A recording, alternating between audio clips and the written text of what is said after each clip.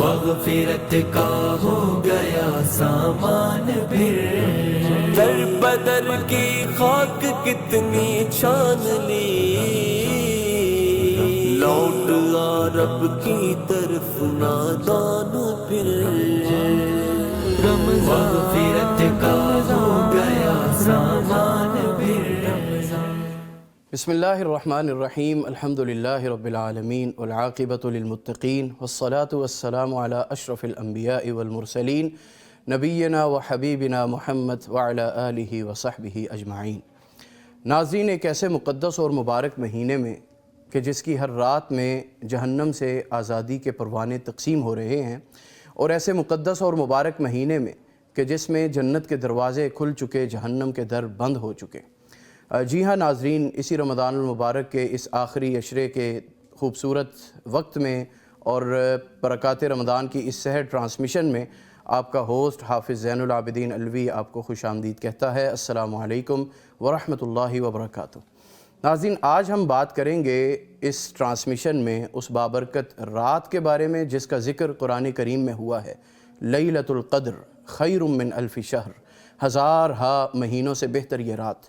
ناظرین، یہ رات نزول قرآن کی رات ہے، رحمتوں، مغفرتوں اور تقدیروں کے فیصلوں والی رات ہے۔ اس رات میں فرشتے اور جبریل امین اللہ رب العزت والجلال کے حکم سے زمین پر اترتے ہیں۔ ناظرین، آج کی اس ٹرانسمیشن میں ہم اس رات کی اہمیت، فضیلت اور عظمت کے بارے میں جاننے کی کوشش کریں گے کہ کیسے ہم اس رات میں عبادات کر کے اللہ تبارک و تعالیٰ کی رضا حاصل کر سکتے ہیں۔ اسٹوڈیوز میں بڑے پیارے مہمانان گرامی موجود ہیں۔ ان کا تعارف کروانے سے پہلے UAN نمبر جو کہ آپ کو اب یاد ہو چکا ہوگا، 042111700000، کالز کیجئے، اپنے مسائل کا حل ان مشائخ سے جانیے۔ اس کے ساتھ ساتھ ہمارا واٹس ایپ نمبر ہے 0321565200، میسیج کر کے آپ اپنے مسائل کا حل جان سکتے ہیں۔ اسٹوڈیوز میں آج ایک ایسی علمی اور روحانی شخصیت موجود ہیں کہ جن کی زندگی علم کا مینار بھی ہے اور عمل کا پیکر بھی۔ آپ نہ صرف دینی اور عصری علوم کے سنگم پر کھڑے ممتاز مذہبی رہنما اور ممتاز ماہر تعلیم ہیں، بلکہ آپ کے جو خوبصورت افکار اور خیالات ہیں وہ بھی طلب علم رکھنے والے جو طلبہ ہیں، اسٹوڈنٹس ہیں مدارس کے، وہ بھی اس سے فیض یاب ہوتے ہیں۔ آپ کی گفتگو میں حکمت کا نور بھی ہے، تربیت کی تاثیر بھی ہے۔ آپ کے نام کا ایک حصہ ہے ظفر، اور ظفر کا مطلب ہوتا ہے کامیابی اور کامرانی۔ یہ نام خود گواہی دیتا ہے کہ عمل کرنے والا انسان، تقوی کا پیکر، باعمل انسان، وہ ہمیشہ کامیاب و کامران ہوتا ہے۔ آپ کی علمی خدمات اور آپ کی کرشماتی شخصیت اور کامیابی کو دیکھتے ہوئے ذہن میں وہ الفاظ ہیں کہ یہ کارواں بھی روشن ہو، یہ قافلہ بھی سرخ رو، جو علم سے جڑے رہیں وہ ظفر کی روشنی۔ ناظرین، ممتاز ماہر تعلیم ہیں، وفاق المدارس السلفیہ پاکستان کے ناظم اعلیٰ ہیں، معروف دانشگاہ، علمی درسگاہ جامعۃ السلفیہ فیصل آباد کے پرنسپل بھی ہیں، رؤیت ہلال کمیٹی کے ممبر بھی ہیں، مدینہ منورہ یونیورسٹی کے فارغ التحصیل بھی ہیں، استاد گرامی فضیلت الشیخ پروفیسر محمد یاسین ظفر حفظہ اللہ ورعاہ۔ شیخ السلام علیکم ورحمۃ اللہ۔ وعلیکم السلام، بہت آپ کی آمد کا شکریہ، اللہ آپ کو سلامت رکھے۔ اللہ۔ ہمیں بےحد خوشی ہے آپ آج ہماری برکات رمضان سحر ٹرانسمیشن میں تشریف لائے۔ ناظرین، اس کے ساتھ ساتھ ہمارے مستقل مہمان، علم دین کی روشنی بکھیرنے والے حضرت مفتی محمد نعمان فاروقی صاحب، مصنف اور مفتی، وہ بھی موجود ہیں۔ مفتی صاحب السلام علیکم ورحمۃ اللہ۔ وعلیکم السلام ورحمۃ اللہ۔ کیسے مزاج؟ خیر الحمدللہ۔ اس کے ساتھ ساتھ ڈاکٹر قاری مبشر رشید صاحب UET سے، وہ بھی تشریف فرما ہیں، انہیں بھی ویلکم کرتے ہیں۔ ڈاکٹر صاحب السلام علیکم ورحمۃ اللہ۔ وعلیکم السلام ورحمۃ خیر و عافیت سے؟ جی الحمدللہ۔ میں چاہوں گا کہ آپ تلاوت کلام مجید سے اس پروگرام کا آغاز کریں۔ جی بہت شکریہ۔ اعوذ باللہ من الشیطان الرجیم، بسم اللہ الرحمن الرحیم۔ اذا السماء انفطرت واذا الكواكب انتثرت واذا البحار فجرت وَإِذَا الْقُبُورُ بُعْثِرَتْ عَلِمَتْ نَفْسٌ مَّا قَدَّمَتْ وَأَخَّرَتْ يا أيها الإنسان ما غرك بربك الكريم الذي خلقك فسواك فعدلك في أي صورة ما شاء ركبك كلا بل تكذبون بالدين وإن عليكم لحافظين كراما كاتبين يعلمون ما تفعلون إن الأبرار لفي نعيم وإن الفجار لفي جحيم يصلونها يوم الدين وما هم عنها بغائبين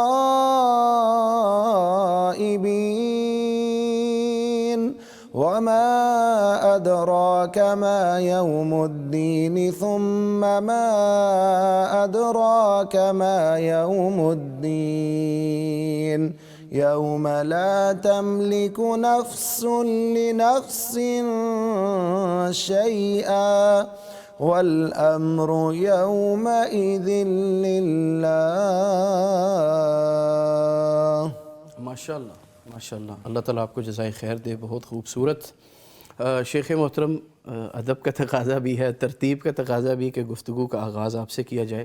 لیلۃ القدر کی اہمیت اور فضیلت قرآن و حدیث کی روشنی میں کیا ہے اور اس کے کیا خاص فضائل ہیں جو بیان کیے گئے ہیں، اس کے بارے میں ہمارے ناظرین کو آگاہ کیجیے.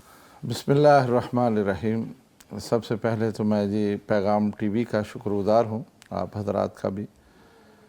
بلا شبہ رمضان المبارک کے یہ ایام ہمارے لیے بہت ہی غنیمت ہیں، اور خاص طور پر آخری عشرہ جبکہ آج اس کا آغاز ہو چکا ہے، اور ہمیں یہ تلقین کی گئی ہے کہ ہم لیلۃ القدر کو تلاش کریں. بالکل. اور یہ طاق راتوں میں الحمدللہ اس کی جو بھی تحقیق کرتا ہے یا جو بھی اس کو تلاش کرتا ہے ضرور اس کو پا لیتا ہے. یہ رات ایسی ہے کہ جس میں اللہ رب العزت کے فرشتے آسمان سے زمین پر آتے ہیں اور اپنے ان بندوں کو تلاش کرتے ہیں جو اس کے لیے عبادت میں مصروف ہوتے ہیں. یہ ایسی رات کہ جس کی عبادت 1000 مہینے سے بہتر ہے، اور اللہ کریم اپنے بندوں کو نوازتے ہیں، اور نوازنے کا یہ بہترین ذریعہ ہے کہ انسان جب اپنی عبادت میں مصروف ہوتا ہے اور اس عبادت کے ذریعے سے وہ اپنے رب کو پہچان لیتا ہے، پا لیتا ہے. بلا شبہ یہ رات سب راتوں سے افضل، سب سے بہتر ہے، کیونکہ اس میں قرآن حکیم نازل ہوا اور اللہ رب العزت بندوں کی تقدیروں کے فیصلے اس میں کرتے ہیں. اس لیے یہ رات ہم سب کے لیے بڑی ہی اہمیت والی ہے. جہاں ہم عبادت کرتے ہیں وہاں ہم دعائیں کرتے ہیں، اپنے لیے، اپنے عزیز و اقارب کے لیے، والدین کے لیے، بلکہ سب انسانوں کے لیے خیر کی دعا ہم مانگتے ہیں. اور انشاءاللہ یہ امید اور توقع کی جا سکتی ہے کہ یہ اس مبارک رات میں وہ ہماری تمام دعائیں اللہ کے حضور قبول ہو جاتی ہیں.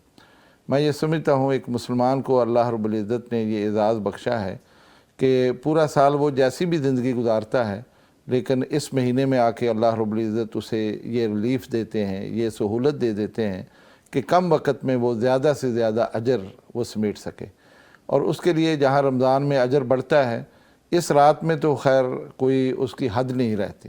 اور اللہ رب العزت ایک انسان کو تقریباً اگر حساب لگایا جائے تو 80-85 سال کی عبادت کی جو بندگی کی جو اجرت ہے یا اجر ہے وہ اللہ رب العزت اس کو اس سے نواز دیتے ہیں.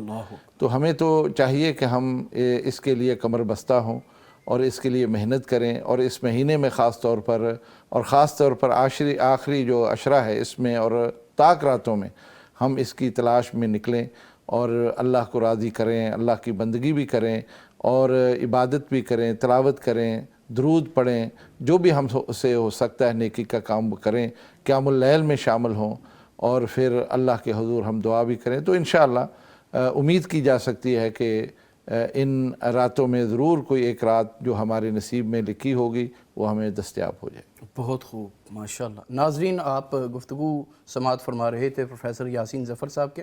یہاں میں ایک چھوٹی سی چیز انفارمیشن آپ کو دیتا چلوں، کل سے ہم انشاءاللہ 2 بجے آن ایئر ہوں گے۔ آپ ہمیں اپنی ٹی وی کی اسکرین پر دیکھ پاتے ہیں، یوٹیوب پر دیکھ پاتے ہیں۔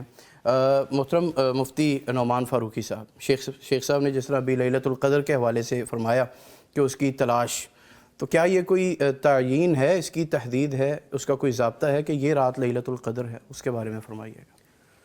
ان الحمد للہ والصلاة والسلام علی رسول اللہ۔ جہاں تک اس کا تعلق ہے کہ اس کی تعیین، تو اس حوالے سے نبی کریم صلی اللہ علیہ وسلم جب وہ اس رات کی تعیین بتانے کے لیے تشریف لائے تو کچھ لوگ آپس میں مخاصمت کر رہے تھے، 2 لوگ جھگڑ رہے تھے، تو اس کی وجہ سے نبی کریم صلی اللہ علیہ وسلم نے فرمایا کہ میں بتانے کے لیے نکلا تو تھا لیکن مجھے بھلا دیا گیا۔ تو یہ اللہ تعالیٰ کی حکمت تھی اس میں۔ ایک تو یہ بات کہ جھگڑے کی وجہ سے ہمیشہ نقصان ہوتا ہے، تو وہ یہ نقصان ہوا کہ وہ بھلا دی گئی، یعنی سبب یہ بنا، اور ہونا ایسے ہی تھا، اللہ تعالیٰ نے ایسے ہی لکھا تھا۔ اور اس پہ کیا حکمت تھی کہ اگر تعیین ہو جاتی تو پھر لوگ ایک ہی رات کو جاگتے تو باقی راتوں کی جو عبادت ہے وہ مس ہو جاتی، تو یہ اس پہ حکمت تھی بڑی۔ اور التمسوہا فی العشر الاواخر، تو اس کے الفاظ بھی ہمیں بتاتے ہیں جو حدیث مبارکہ کے ہیں کہ اس کو تلاش کرنا ہے، جیسے ایک جستجو نہیں ہوتی، بالکل، اور اور اس کو پھر تلاش کرنا، اس کو دیکھنا۔ بلکہ ایک عربی شاعر ایسے بھی کہتے ہیں کہ جو ہے نا لیس الخمیل، یعنی کہ لیس الخبول بیار الامر ذی جلالی، جیسے شیخ محترم ہے نا، یہ گم یعنی پوشیدہ رہنا زیادہ پسند کرتے ہیں۔ وہ کہتے ہیں لیس الخبول بیار الامر ذی جلالی، کہ صاحب جلال اور عظمت والے لوگ، وہ ان کا گم نام رہنا کوئی آر والی بات نہیں ہے۔ فلیلۃ القدر تخفیٰ وتلک خیر اللیالی، کہ جو یہ لیلۃ القدر ہے یہ بھی مخفی ہے اور سب راتوں سے بہتر ہے۔ اللہ، ویسے شیخ محترم تو گمنام رہنا پسند کرتے ہیں لیکن یہ ہمارے دلوں میں بستے ہیں۔ ہاں وہی پاکستان کے، یہ شرف کی بات ہے، آج استاد محترم کے پہلو میں بیٹھنا، ان کی سرپرستی میں بیٹھنے کا موقع ملا، اللہ ان کو مزید عزتیں دے۔ آمین۔ تو یہ ہے کہ پوشیدہ رکھنے میں حکمت کہ آپ اسے تلاش کریں، اس کی جستجو میں رہیں۔ اور ظاہر ہے جب بندے نے رات جاگنی ہے نا تو اس کا پلان ایک شروع سے ہے کہ میں نے آج رات جاگنا ہے تو میں نا آرام کر لوں تھوڑا سا۔ اب یہ جو اس کا آرام کرنا ہے، اس کی جو تلاش ہے، اس کا جو انتظار ہے، تو وہی بات ہے نا کہ مانا کہ تیری دید کے قابل نہیں ہوں میں، تو میرا شوق دیکھ، میرا انتظار دیکھ۔ اللہ اکبر۔ تو یہ وہ کیفیات اصل میں پیدا ہوتی ہیں، ایک دل میں لگن، ایک جستجو اور انتظار الصلاۃ بعد الصلاۃ، یہ بھی نماز کا حصہ قرار پایا نا کہ ایک نماز کے بعد دوسری کا انتظار کرنا۔ تو یہ بہت اہمیت کی حامل باتیں ہیں کہ آپ تلاش میں، بلکہ میں یہ کہوں کہ کئی لوگ تو یقین کیجئے سال بھر انتظار کرتے رہتے ہیں کہ آخری عشر آئے گا، ہم رات کو جاگیں گے، وہ ماحول، وہ رحمتیں، وہ۔ تو جہاں تک اس کی تعیین کا تعلق ہے تو اس میں حافظ ابن حجر رحمہ اللہ، انہوں نے زیادہ جو اقوال، ویسے تو انہوں نے 19 اقوال ذکر کیے ہیں، لیکن ان میں سے زیادہ جو معتبر وہ قرار دیتے ہیں وہ 27ویں رات کو قرار دیتے ہیں۔ اچھا جی، اور سیدنا ابی بن کعب رضی اللہ تعالیٰ عنہ کی وضاحت صحیح مسلم میں ہے، وہ بھی 27ویں کو ہی قرار دیتے ہیں۔ اچھا، اسی طرح سیدنا معاویہ رضی اللہ تعالیٰ عنہ کی روایت سنن نبی داؤد میں ہے، وہ بھی 27ویں کو قرار دیتے ہیں۔ تو 27ویں کے اگرچہ ہمیں اقوال زیادہ ملتے ہیں، لیکن جو نبی صلی اللہ علیہ وسلم کے عہد میں جو آپ صلی اللہ علیہ وسلم نے دیکھا اس رات کے متعلق خواب، جیسا کہ صحیح بخاری میں ہے، وہ یہ تھا کہ آپ نے خواب میں آپ کو دکھایا گیا کہ اس رات وہ بارش ہوئی ہے اور نمی ہے اور کیچڑ والی زمین ہے۔ تو پھر جب 21ویں رات تھی نا تو نبی صلی اللہ علیہ وسلم نے وہ چیز دیکھی، یعنی آپ کی جب آپ واپس جا رہے تھے تو آپ کی پیشانی پر وہ لگا ہوا تھا۔ تو اس سے علماء نے کہا کہ وہ 21ویں رات تھی۔ اچھا، وہ 27ویں رات کے اقوال ہیں صحابہ کرام رضی اللہ عنہ کے، اور خصوصاً سیدنا ابی بن کعب رضی اللہ تعالیٰ عنہ، چونکہ قرآن کے ساتھ ان کا گہرا لنک تھا، تعلق تھا، ایسے جیسے آج کوئی قرآن میں ماہر ہو تو اس کو قرآن مجید کی معلومات زیادہ، تو تو اسی طرح ابی بن کعب رضی اللہ تعالیٰ عنہ وہ ہستی ہیں جن کے متعلق نبی صلی اللہ علیہ وسلم نے فرمایا تھا جن اصحاب سے تم قرآن پڑھو ان میں ابی بن کعب رضی اللہ تعالیٰ عنہ بھی. تو یہ جلیل القدر صحابی ہیں، بلکہ ان کی تو یہ بھی شان ہے کہ نبی کریم صلی اللہ علیہ وسلم نے یہ فرمایا تھا کہ میں تم سے سنوں قرآن مجید. سبحان اللہ. تو اللہ تعالیٰ نے فرمایا تو یہ کہنے لگے اللہ سمانی، کہ اللہ نے میرا نام لیا ہے. اللہ. تو یہ پھر ان کے تو آنسو جو ہیں وہ جاری ہو گئے خوشی سے، اس قدر وہ یعنی خوشی سے بھی آنسو جاری ہوتے. تو یہ یعنی وہ ہستی ہیں. تو ان کا جب قول ہے 27ویں کے متعلق، تو اس کا مطلب ہے کہ اب یہ بھی ایک بات ہے کہ کسی کی بات تو نبی صلی اللہ علیہ وسلم کے عہد میں تھی. اس کی ان روایات کی وجہ سے جو مختلف ہیں، یہ بھی ایک قول ہے اور یہ بھی پختہ قول ہے کہ یہ رات جو ہے نا وہ گھومتی رہتی ہے. ٹھیک ہے، 5 طاق راتوں میں. جی 5 طاق راتوں میں بدل کے آتی ہے. تو ظاہر ہے ایک رات ہے نا، لیکن اللہ تعالیٰ اس کو ایسے بدلتے رہتے ہیں تاکہ لوگ اور زیادہ جستجو کریں. اور اس کی ایک دلیل ہمارے مشاہدے میں بھی آتی ہے. آپ دیکھتے ہیں کہ کسی رات ہم یعنی اکٹھے جب شب بیداری کرتے ہیں، ایک دوسرے سے بات کرتے ہیں، وہ کہتا ہے جی مجھے یہ والی رات لگتی ہے، وہ کہتا ہے یہ والی رات یہ. تو اس کا مطلب ہے کہ وہ لوگوں کے اپنے احساسات بھی کچھ بتا رہے ہوتے ہیں، اور کچھ جو نشانی بتائی گئی کہ وہ بڑی جو ہے نا رات ہوگی پرسکون رات. بالکل ٹھیک. اور اس میں ایسی چیزیں نہیں ہوں گی اور کچھ بارش کا یا کچھ ایسا. تو اس سے کچھ اندازے ہوتے ہیں. اور فائنل یہی ہے کہ تعیین نہیں کی گئی، چھپایا گیا، مخفی رکھا گیا تاکہ تلاش کیا جائے. اور نبی کریم صلی اللہ علیہ وسلم کا اس حالت میں آپ کا واضح نہ فرمانا یعنی بھلا دیا جانا آپ کو، اس میں بھی امت کے لیے خیر تھی. اللہ تعالیٰ نے اس میں بھی خیر رکھی. بالکل ٹھیک. ڈاکٹر مبشر رشید صاحب، لیلۃ القدر کی خصوصی دعا ہے ایک، اس کے متعلق ہمارے ناظرین کو آگاہ کیجیے گا. جی افسر صاحب، سیدہ عائشہ رضی اللہ تعالیٰ عنہ سے وہ روایت ہے کہ انہوں نے رسول اکرم صلی اللہ علیہ وسلم سے یہ سوال کیا کہ یا رسول اللہ صلی اللہ علیہ وسلم، اگر میں لیلۃ القدر کو پالوں، اور جیسے مفتی صاحب فرما رہے تھے نا کہ اس کی تلاش کرنی چاہیے، اس کی جستجو رکھنی چاہیے کہ وہ ان راتوں میں سے کون سی رات ہے. تو سیدہ عائشہ رضی اللہ عنہا کے اس سوال سے بھی یہ بات سمجھ آتی ہے کہ وہ بھی کہہ رہی ہیں کہ اگر میں اس کو حاصل کر لوں، یعنی میں تلاش کروں اور مجھے پتہ لگ جائے، مجھے فیلنگ آ جائے، سمجھ آ جائے کہ یہ رات ہے، تو ماذا اقول، پھر میں اپنے رب سے کیا مانگوں، دعا کیا کروں، اللہ سے سوال کیا کروں. تو رسول مکرم صلی اللہ علیہ وسلم نے بڑی خوبصورت بات کہی.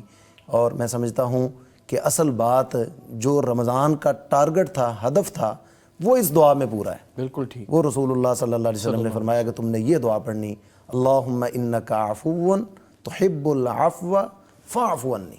اے اللہ تو معاف کرنے والا ہے اور معافی کو پسند کرنے والا ہے، بس تو مجھے بھی معاف فرما دے. یہ رمضان کا سب سے بڑا ٹارگٹ تھا، یہی ہدف تھا نا، وہ جو رسول اللہ صلی اللہ علیہ وسلم نے فرمایا تھا من ادرک رمضان فلم یغفر لہ. اس کے لیے بد دعا کی تھی کہ رمضان پا لیا پھر بھی معافی نہیں لے سکا، اس سے بڑھ کر بد نصیب کون ہو سکتا ہے؟ یہ تو بہت بڑا بد نصیب ہے. اس کے لیے تو بد دعا ہے، سید الملائکہ کی بد دعا ہے. پھر رسول اللہ صلی اللہ علیہ وسلم نے جناب جبریل علیہ الصلاۃ والتسلیم ان کی بد دعا پر آمین کہی کہ رمضان کا جو سب سے بڑا ٹارگٹ تھا، ایک اہم چیز تھی کہ تم نے مغفرت لینی ہے، اس کو ہی نہیں اس نے لیا، تو پھر اس نے رمضان میں کیا لیا؟ تو جب آخری عشرہ آ گیا، اب طاق راتیں آ گئیں، اب سمجھ لیں کہ فائنل ہو رہا ہے کہ رمضان پورا ہو رہا ہے اور آپ کے پاس وقت کم ہے، اب جو لینا چاہتے ہیں وہ لے لیں، آفر لگ گئی ہے. تو وہ آفر مغفرت کی، بخشش کی، معافی کی تھی. تو وہی سیدہ عائشہ رضی اللہ عنہ کے سوال پر رسول اللہ صلی اللہ علیہ وسلم نے ان کو یہی دعا سکھائی، اللہم انک عفو تحب العفو فاعف عنی. ماشاءاللہ. جی شیخ جی ضرور. اس پر تعلیق ہی ہے. الحمدللہ میرے عزیزوں نے جو گفتگو کی ہے دل میں اتر رہی ہے اور بہت خوبصورت باتیں کی ہیں. اصل میں یہ ہر آدمی کا ایک اپنا بھی تجربہ ہوتا ہے. دیکھنے میں یہ آیا ہے کہ لیلۃ القدر کی رات بڑی خوشگوار قسم کی ہوا چلتی ہے. سبحان اللہ. اور یہ احساسات ہوتے ہیں انسان کے جس کو وہ محسوس کر لیتا ہے. اگر ویسے تو عام طور پر لوگ یہی کہیں گے آج بڑی اچھی ہوا ہے، لیکن جو سمجھنے والے ہیں ان کو کچھ نہ کچھ احساس ہو جاتا ہے کہ یہ رات بڑی ہی قیمتی رات ہے، اور یہ جو ہوا ہے نا یہ اس کی ایک بشارت ہے کہ یہی وہ رات ہے. اور اس کا تجربہ دوران تعلیم مدینہ منورہ میں بھی ہوا، اور اس کے بعد بھی 1-2 دفعہ ہوا. اور یہ بات بالکل مجھے اس سے اتفاق ہے کہ یہ کوئی ایک رات نہیں ہے. ان 5 راتوں میں سے کبھی 25ویں بھی ہو سکتی ہے, 27ویں بھی ہو سکتی ہے, 29ویں بھی ہو سکتی ہے. بالکل ٹھیک. اور ایسا میں نے محسوس کیا ہے. الحمدللہ وہ رات واقعتاً انسان کے لیے سکون کا باعث بنتی ہے, اور اس انسانی احساسات جو ہے نا وہ بتا دیتے ہیں کہ یہی وہ رات ہے. بہت خوب, زبردست زبردست شیخ محترم نے گفتگو فرمائی ہے اس حوالے سے. شیخ آپ وفاق المدارس السلفیہ کے ناظم اعلیٰ بھی ہیں ماشاءاللہ. دینی مدارس کا معاشرے میں کیا کردار ہے اور ان کی کیا خدمات ہیں, اس سے متعلق ہمارے ناظرین کو آگاہ کیجیے گا. دیکھیں جی, میں ایک بات عموماً ہر جگہ یہ کہتا ہوں کہ آج الحمدللہ رمضان میں تو اس کا خصوصی طور پر تجربہ بھی ہوتا ہے. ہماری ساری مساجد آباد ہیں, بہترین سے بہترین قراء حافظ مل رہے ہیں, اور تمام مساجد میں دروس کا سلسلہ جاری ہے, خطبات ہوتے ہیں, وعظ ہوتے ہیں, تقریریں ہو رہی ہیں, اور بہتر سے بہتر علماء آ کے بیانات کر رہے ہیں. یہ سب سرمایہ ہیں, اور یہ سارا ہی الحمدللہ ثمرہ ہیں ان دینی مدارس کا. بے شک. ورنہ آپ کے علم میں ہے کہ پاکستان میں کوئی بھی سرکاری ادارہ ایسا نہیں ہے جو اس بات کا اہتمام کرتا ہو کہ ہمارے لیے وہ اس طرح کے اسکالر تیار کرے, قراء تیار کرے, حفاظ تیار کرے. باوجود اس کے کہ ہماری بے شمار ضروریات ہیں. اس میں آپ دیکھتے ہیں کہ ہمیں علاج معالجے کے لیے ہسپتال چاہیے, تعلیم کے لیے اسکول کالج یونیورسٹیاں چاہیے, اور بے شمار ہماری ضروریات ہیں جو سرکار پوری کرتی ہے. لیکن نہ جانے کیا وجہ ہے کہ جو ہمارا ایک بنیادی ہماری ایک ضرورت ہے وہ دین ہے, جس کے ذریعے سے ہم نے اپنا ایمان دیکھنا ہے, اپنا عمل دیکھنا ہے, کتاب و سنت کے ذریعے سے ہم نے اس کو پہچاننا ہے, اس کے لیے کوئی اہتمام نہیں. اسی طرح تو اس کا اہتمام اگر بعض لوگوں نے مل کے کیا, اور تمام مکاتب فکر اس میں شامل ہیں, ان کے اکابر شامل ہیں جنہوں نے اس کا اہتمام کیا ہے, الحمدللہ ملک بھر میں یہ ادارے قائم ہیں, اور یہ مسلمانوں پر بہت بڑا احسان ہے ان کا. اور یہ بات بھی میں کہا کرتا ہوں کہ یہ محض لوگوں کے لیے ثواب کی جگہ نہیں ہے کہ لوگ کہیں کہ ہم تعاون کر دیتے ہیں کوئی تھوڑا کوئی زیادہ, بلکہ حقیقت یہ ہے کہ یہ ہر شخص کی ضرورت ہے. بے شک. اور جو ضرورت ہوتی ہے نا اس کو پورا کرنا ہر شخص کے لیے فرض ہوتا ہے. بے شک. یہ نہیں سمجھنا چاہیے کہ میں نے چند پیسے دے دیے ہیں اور میں نے سمجھا ابھی ٹھیک ہے احسان کر دیا, فرض ادا کر دی. نہ, یہ ایسا نہیں ہے, بلکہ یہ وہ بنیادی ضرورت ہے جو ہمارے لیے ضروری اور ناگزیر ہے. اس لیے کہ اسی کے ذریعے سے ہمیں دین کی پہچان ہے. وہ ورثہ جو ہمارے اسلاف نے ہم تک پہنچا دیا, اس کو آئندہ نسلوں تک پہنچانا ہماری ذمہ داری بنتی ہے. بے شک. اور یقین کیجئے یہی وہ مدارس ہیں جن کی وجہ سے آج وہ اقدار وہ قائم ہیں, اور اسلامی ثقافت ہمیں نظر آتی ہے. بے شک. اور ہمارے گرد و پیش میں جتنے بھی واعظین ہیں, جتنے بھی اچھے لوگ ہیں, وہ انہی مدارس کے ذریعے سے ہمارے ساتھ منسلک ہیں اور ہمارے سامنے آئے ہیں. آج دین کی رہنمائی میں لوگ کاروبار کرنا چاہتے ہیں, لوگ اپنی معاشرتی زندگی گزارنا چاہتے ہیں, خاندانی زندگی ہے, اس میں بے شمار مسائل پیدا ہوتے ہیں. وہ کون آ کے حل کرتا ہے؟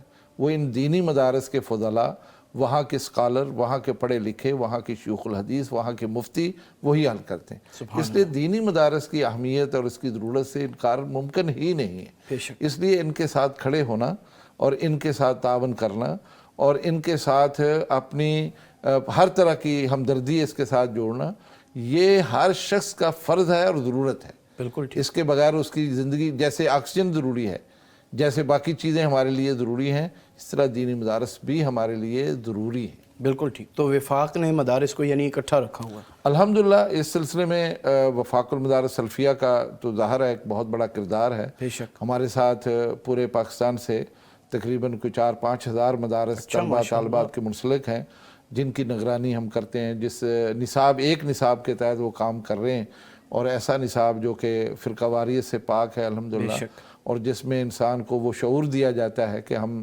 دینی تعلیم اور دینی اسلامی تعلیمات جو ہیں وہ لوگوں تک پہنچائیں. اور یہ صرف ہمارے تک نہیں ہے, باقی بھی جو مسالک ہیں ان کے بھی ہاں وفاق ہیں, انہوں نے بھی اپنے اپنے مدارس کو متحد اور منظم کر رکھا ہے. بہت خوب, بہت خوبصورت. شیخ محترم ابھی گفتگو ہو رہی تھی لیلۃ القدر کے حوالے سے, بھلا دی گئی اور تاکہ جستجو رہے, حکمت کیا ہے؟ تھوڑا سا ویسے اس کا آپ نے تذکرہ کیا ہے, لیکن ذرا تفصیلی بات ہو جائے. اصل ایسا ہے کہ سب سے پہلے ہمیں یہ بات پیش نظر رکھنی چاہیے کہ اللہ تعالیٰ نے اس رات میں قرآن مجید اتارا، بے شک، اور اس اتارنے سے مراد ہے جو اللہ تعالیٰ نے آسمان دنیا پہ اتارا، کیونکہ حضرت ابن عباس رضی اللہ تعالیٰ عنہ کی روایت موجود ہے اس حوالے سے، اور وہ ان کی معتبر وہ بات ہوتی ہے تفسیر کے حوالے سے، قرآن کے حوالے سے، وہ چونکہ اس میں خصوصی ایک فن اور خصوصی مہارت رکھتے تھے، تو اصل اور کوئی بھی تفسیر میرے خیال ایسی نہیں ہے جو حضرت ابن عباس رضی اللہ تعالیٰ کے اقوال کے بغیر پوری ہو سکے، تو انہوں نے یہ وضاحت کی ہے، اور اس سے یہ بھی اندازہ ہوتا ہے کیونکہ رمضان المبارک میں اس کا جو ہونا ہے اور اس کی وجہ سے جو رمضان المبارک کو شرف ملا وہ کس قدر عظیم ہے، یہ رحمت، یہ برکت جس کا ابھی ہم تذکرہ کریں، اور جیسے شیخ محترم نے فرمایا کہ وہ ہوا چلتی ہے، تو رحمت ہے نا، اللہ تعالیٰ نے رحمت قرار دی ہے ہوا کو بھی، تو یہ قرآن مجید بھی ایک زمین پہ اللہ تعالیٰ کی رحمت ہے، تو ان کا ایک آپس میں لنک بھی ہے، اور اسی کو اللہ تعالیٰ نے روح بھی قرار دیا ہے جو اللہ تعالیٰ نے وحی اتاری، وَكَذَلِكَ أَوْحَيْنَا إِلَيْكَ رُوحًا مِّنْ أَمْرِنَا، کہ روح ہم نے اتاری ہے، تو یہ جو روح ہے نا، اصل میں دیکھیے جیسے انسان کی زندگی کے لیے ایک روح کی ضرورت ہے، اسی طرح انسان کی جو روحانی زندگی ہے اس کے لیے بھی ایک روح کی ضرورت ہے، اور وہ قرآن مجید ہے، وہ اللہ تعالیٰ نے اتارا ہے وحی کی صورت میں، جسمانی طور پہ خوراک کی ضرورت ہے، روحانی طور پہ قرآن ہاں جی اس کی غذا ہے، ہاں وہ پوری کرتا ہے، تو یعنی جیسے روح کے بغیر یہ جسم مردہ ہے نا، تو اسی طرح اگر قرآن نہیں ہوگا تو پھر بھی یہ جسم مردہ ہے، اسی وجہ سے آپ دیکھتے ہیں کہ اللہ تعالیٰ نے یہ فرمایا کہ وما انت بمسوی من فی القبور، کہ جو قبروں میں ہیں یعنی کافر ہیں ان کو آپ نہیں سنا سکتے، یعنی ان کو تشبیہ دی گئی ہے کفار سے کہ آپ ان کو سنا ہی نہیں سکتے، تو اس کا مطلب یہ ہے کہ روح کا ہونا یہ ضروری ہے، اور اللہ تعالیٰ نے روح اتاری آسمان سے، اور وہ اس لیلۃ القدر میں اتاری، اور اس رات کو ہی قدر والی بنا دیا۔ اب یہ قدر کے دو معنی عمومی کیے جاتے ہیں، ایک تیسرا بھی ہے ویسے، ایک تو قدر کا معنی تقدیر ہے، یعنی تقدیر کی رات۔ اب دیکھیے کہ اللہ تعالیٰ نے اس رات میں جس میں قرآن اتارا اس میں فیصلوں کو کیوں رکھا گیا، تقدیر کے فیصلوں کو، وہ اس جیسا کہ سورہ دخان میں ہے فیہا یفرق کل امر حکیم، کہ اس رات میں جس میں قرآن مجید اترا اس میں ہر محکم کام کا فیصلہ کیا جاتا ہے، یعنی بڑے بڑے کام ان کا فیصلہ اس رات میں کیا جاتا ہے، سالانہ طور پہ جو ایک تقدیر ہماری ہوتی ہے، جو معاملات کی تقدیر ہے جو اس کے حوالے سے، ایک تو پہلے لکھ دی جاتی ہے جب بندہ دنیا میں ابھی نہیں آتا تو تب، تو یہ تقدیر وہ ہے جو بعد میں سالانہ بیسس پہ جو کیا جاتا ہے تو وہ اس میں کیا جاتا ہے۔ عموماً لوگ وہ شب رات کو کہتے ہیں یعنی 15 شعبان کو، لیکن وہ تو اس حوالے سے نہیں، یہ ہے بات۔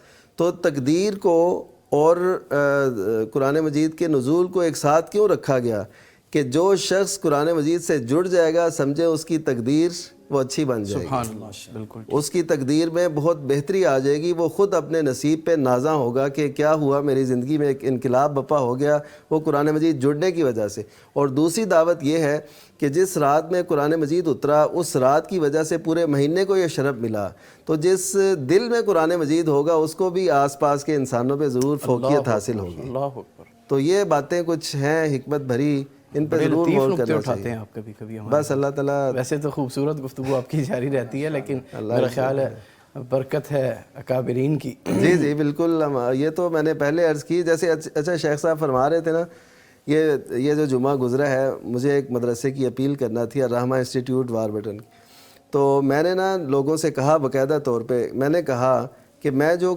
ایک عرصے سے یہاں پہ جمعہ پڑھا رہا ہوں یہ انہی مدارس کی بدولت ہے، بے شک، اور میں یہ آپ سے کہوں کہ آپ کے تعاون کی وجہ سے ایسا ہوتا ہے، بے شک، یعنی مدارس کا لوگ تعاون کرتے آرگن ہے ہیں معاشرے کا، اس میں لوگوں کا ساتھ جڑنا ہاں بہت جی ضروری ہے۔ جڑنا، جی جی۔ اچھا آپ دیکھیں کہ جہاں جہاں دعوت پھیل رہی ہے ہمارے ذریعے سے، جو جو اصلاح ہو رہی ہے، یہ ٹی وی چینل کے ذریعے سے جو اصلاح ہو رہی ہے، بات پھیل رہی ہے قرآن سے، جو اس سے تعاون کر رہے ہیں اس کا حصہ اس کے اندر شامل ہے، بالکل ٹھیک، اور یہ ذرے کے برابر بھی ہوگا نا تو اللہ تعالیٰ اس کی بھی قدر و قیمت لگائے گا۔ بالکل ٹھیک۔ ڈاکٹر صاحب آپ خاموش بیٹھے ہوئے ہیں، فرمائیے شب قدر اپنے گناہوں کی معافی کے حوالے سے کس قدر اہم ہے؟ جی محترم افسر، یہ ہے کہ شب قدر اس کا ایک ٹارگٹ جو میں نے عرض کیا حدیث کی روشنی میں وہ گناہوں کی معافی تھی، بے شک، تو یہ ایک موقع ہے کہ 20 دن گزر چکے، چاہیے تو یہ تھا کہ یہ فرسٹ نائٹ سے ہی شروع ہو جاتا، فرسٹ ڈے سے شروع ہو جاتا کہ انسان اپنا پلان بناتا کہ میں نے معافی کو لینا ہے، میں نے بخشش کو حاصل کرنا ہے، اللہ تعالیٰ سے معافی مانگنی ہے، اور اس کے لیے دونوں چیزیں ضروری تھیں۔ ایک یہ تھی کہ وہ عبادات کرتا، نیکیاں کرتا، اچھائی اور بلائی کے کام کرتا اور نیکی میں دلچسپی لیتا، اور ساتھ ساتھ دوسری چیز یہ بھی تھی کہ وہ برائیوں سے رکتا، بالکل نافرمانیوں سے رک جاتا، غلط کاموں سے رک جاتا۔ تو اب شب قدر کا اور آخری عشرے کا پورا ماحول ایسا بنا دیا گیا، ایک انوائرمنٹ کو کریٹ کر دیا گیا کہ اب تمہارے پاس موقع ہے، اب تم معافی لے لو۔ ایک پورا ماحول سازگار کر دیا گیا کہ اگر تمہارا دل اتنا سخت ہو چکا یا تمہارے حالات ایسے تھے یا کچھ بھی ہوا کہ تم 20 دن تک غافل رہے اور 20 دن تک تم اپنے مقصد کو نہیں لے سکے، تو اب آ جاؤ، اب ایک مقصد تم اگر پورا کرنا چاہتے ہو تو پھر ایک موقع دیا جا رہا ہے، اور یہ گولڈن آفر ہے تمہارے پاس، بڑا سنہری موقع ہے کہ اب تم لے لو۔ اگر یہاں نہ لے سکے تو پھر نہیں کبھی بھی ملے گی۔ تو یہ ایک فائنل مرحلہ تھا جو اللہ سبحانہ و تعالیٰ نے ہمارے اوپر رحم فرما کے ہمیں عطا فرمایا ہے۔ بالکل ٹھیک ہے، بہت خوبصورت بات یہ کی۔ بہت اہم بات انہوں نے کہی۔ میں یہاں تھوڑی سی یہ بات اضافہ کرتا چاہتا ہوں۔ دیکھیے، لیلۃ القدر کی تلاش یقیناً ہر وہ مسلمان جو یہ اس پر ایمان رکھتا ہے وہ کوشش کرتا ہے، لیکن یہ کوشش جہاں اجتماعی ہوتی ہے وہاں انفرادی زیادہ ہے۔ انسان خاص طور پر وہ حضرات جو اعتکاف بیٹھے ہیں، یہ اگر انفرادی کوشش کرتے ہیں ان کے لیے تو مواقع ہے نا، کیونکہ وہ تو پورے دن کے لیے یعنی رات کے لیے وہ وقف ہیں اور اسی کام کے لیے تو وہ بیٹھے ہیں، لہذا وہ تو جستجو کر کے کوشش کر کے اس کو حاصل کر رہے ہیں۔ لیکن میرے رب کا کرم یہ ہے کہ کچھ تو شعوری طور پر اس کو حاصل کرتے ہیں، کچھ ایسے بھی ہوتے ہیں کہ جن کو یہ شعور تو نہیں ہوتا لیکن وہ رات ان کو بھی نصیب ہو جاتی ہے۔ سبحان اللہ، یہ کمال ہے، اللہ کی رحمت ہے کہ اللہ ان کو بھی اس میں شامل۔ اور میرے لیے استدلال کی وجہ یہ ہے کہ وہ حدیث ہے جو ہم بیان بھی کرتے ہیں کہ ایک مجلس ہے جہاں فرشتے آتے ہیں اور ان کو وہ گھیرتے ہیں اور وہ بیٹھتے ہیں، سکینت اترتی ہے، سب کچھ ہوتا ہے، فرشتے واپس جاتے ہیں تو اللہ تعالیٰ پوچھتے ہیں کہ کیا ہوا، کیسا ہوا، تو وہ فرشتے وہ تفصیلی وہ حدیث ہے تو وہ بتاتے ہیں کہ وہ ایسا ہوا، لوگ آئے، انہوں نے یہ مانگا، اس سے پناہ مانگی۔ اس میں ایک آدمی ایسے بھی آیا تھا جو اس مجلس کے لیے نہیں تھا، اللہ اکبر، تو اللہ رب العزت فرماتے ہیں اس کو بھی شامل کر، سبحان اللہ، اس کے اوپر بھی میری رحمت۔ سبحان میرا استدلال یہ ہے کہ وہ آدمی جو جستجو کر کے تلاش کر رہا ہے اس کو تو ملنا ہی ملنا ہے، لیکن ایک آدمی جستجو تو نہیں کر رہا لیکن اس رات میں اس کو بھی حصہ مل گیا، اللہ اس کو بھی یہ برکت دے دیتے ہیں، یہ رحمت دے۔ میرا کیا استدلال خوبصورت بات فرمائی ہے، ماشاءاللہ، لا یشکا جلیسہم، سبحان اللہ، سبحان اللہ، یہ محروم نہیں ہوگا، بالکل ٹھیک ہے، صحیح مسلم کی روایت۔ بہت ایمان افروز حدیث ہے، مایوسیاں ختم کرنے والی۔ شیخ محترم، ایک عرصے سے آپ جامعہ سلفیہ بڑی معروف دانشگاہ ہے، اس کے پرنسپل ہیں اور خدمات سر انجام دے رہے ہیں، تو جامعہ کی ایک تو تعلیمی سرگرمیوں کے حوالے سے ہمیں آگاہ فرمائیں، دوسرا جامعہ میں ایک بلاک بھی تعمیر ہو رہا ہے، مجھے ماضی قریب میں اتفاق ہوا آپ کی خصوصی دعوت پہ حاضری کا تو میں نے اس کو دیکھا، اس کے حوالے سے بھی اور اس کے اہداف کے حوالے سے فرمائیے گا۔ دیکھیں جی، بسم اللہ، یہ جامعہ سلفیہ الحمدللہ 70 سال سے قائم ادارہ ہے اور پاکستان کے اولین مدارس میں اس کا شمار ہوتا ہے، نیک نام ہے اور ایک اچھی شہرت رکھنے والا ادارہ ہے۔ اس کے بانیان ہمارے پاکستان کے زعماء اور قائدین، جن میں مولانا سید داؤد غزنوی رحمۃ اللہ علیہ اور اسی طرح شیخ الحدیث مولانا اسماعیل سلفی رحمۃ اللہ علیہ، انہوں نے بنیادیں رکھیں اور اس کو بنایا۔ بعد میں پھر اور بہت سارے لوگ شامل ہوئے جن میں ایک نمایاں نام یا فضل حق رحمۃ اللہ علیہ کا، اور اس کے ساتھ بھی بہت سارے اور علماء، مشائخ اور ہمارے بہت بڑے بڑے تاجر وہ اس میں شریک رہے۔ جامعہ کی ظاہری صورتحال کو بنانے میں اور اس کو تعمیر کرنے میں ان لوگوں کا بڑا کردار ہے، لیکن اس کے ساتھ ساتھ کبار مشائخ، علماء، محدثین، انہوں نے اس کے تعلیمی معیار کو بہتر بنانے میں بھی بڑا کردار ادا کیا ہے، جن میں حافظ محمد گوندلوی رحمۃ اللہ علیہ، مولانا عبدالغفار حسن، مولانا شریف اللہ صاحب، مولانا حافظ عبداللہ بڈی مالوی اور اس طرح کے بہت سارے قابل قدر نام ہیں جنہوں نے اس ادارے میں بیٹھ کے قرآن اور حدیث کی تعلیم دی ہے، اور وہاں سے فارغ التحصیل ہونے والوں کی ایک لمبی فہرست ہے۔ الحمدللہ بڑے ہی میں اعزاز کے ساتھ یہ بات کہہ رہا ہوں کہ پاکستان بھر میں بڑے بڑے مشائخ، شیخ الحدیث، مفتیان کرام ان کا تعلق اسی ادارے سے رہا ہے۔ قاضی محمد اسلم سیف صاحب تھے، مفتی عبید اللہ عفیف صاحب تھے، مولانا قدرت اللہ فوق صاحب تھے، مولانا حافظ عزیز الرحمان لکھوی صاحب تھے۔ اللہ حاضر قیاس یعنی اس وقت ایک لمبی فہرست ہے جن کے نام پر لوگ اعتماد کرتے ہیں، اور انہوں نے اپنے اپنے وقتوں پر بڑا کام کیا۔ تو جامعہ سلفیہ کے کچھ تعلیمی مراحل ہیں۔ سن 1970 میں میاں فضل حق صاحب کی کوششوں سے اس وقت جامعہ اسلامیہ، اچھا یہاں یہ بات بھی میں بتاتا چل جاؤں، یہ اعزاز ہے جامعہ سلفیہ کا کہ جامعہ اسلامیہ مدینہ منورہ کی جب بنیاد رکھی گئی تو اس کے تاسیسی رکن میں مولانا سید داؤد غزنوی رحمۃ اللہ علیہ شامل تھے، اور یہ جامعہ سلفیہ سے گئے، بلکہ ان سے مطالبہ کیا گیا تھا کہ ہمیں استاد مہیا کریں۔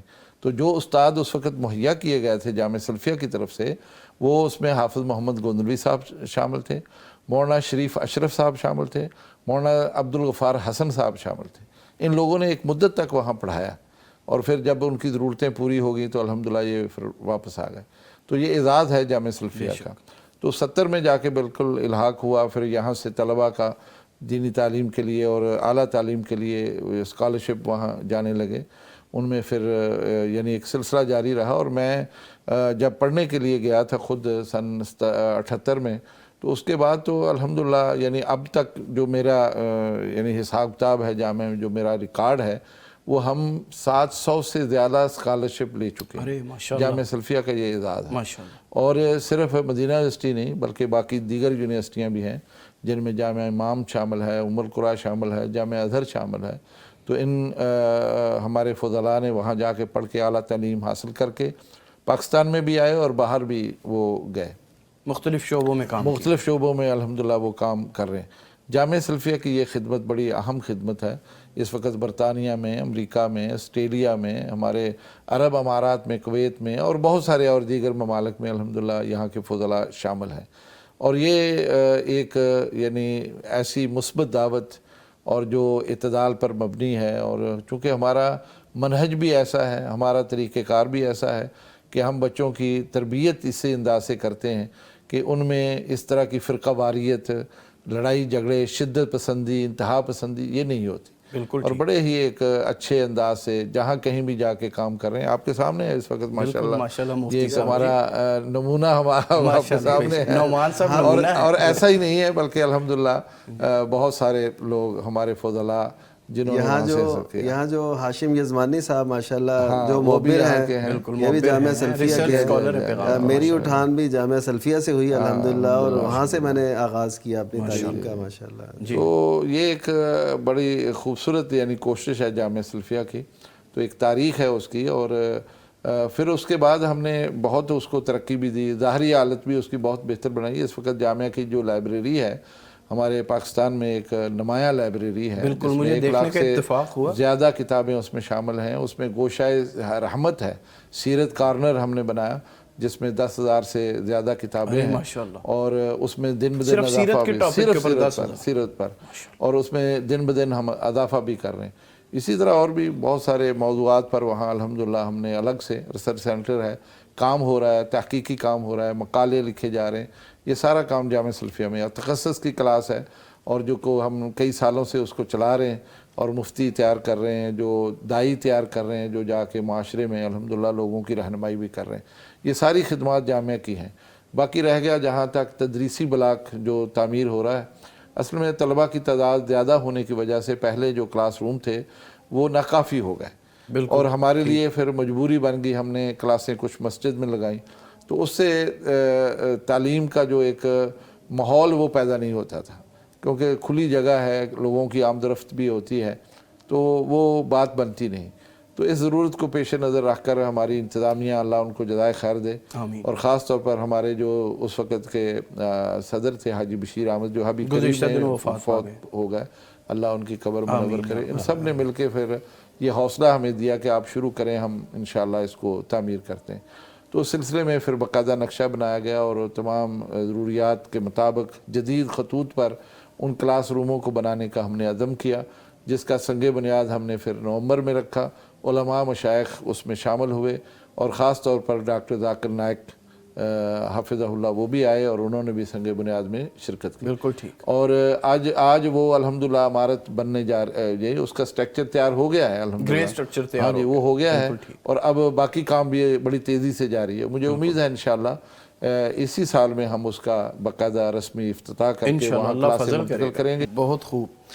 محترم ڈاکٹر صاحب فرمائیے گا، ابھی جس طرح پروفیسر صاحب نے بڑا خوبصورت استدلال کیا تھا شب قدر کے حوالے سے کہ جو عبادت نہیں بھی مطلب اسپیشل اس کے لیے نہیں آیا اسپیسیفک، تو وہ بھی اللہ کے فضل سے ایسے لوگوں میں شامل ہو جاتا ہے جن کے اوپر خیر و برکت ہوتی ہے.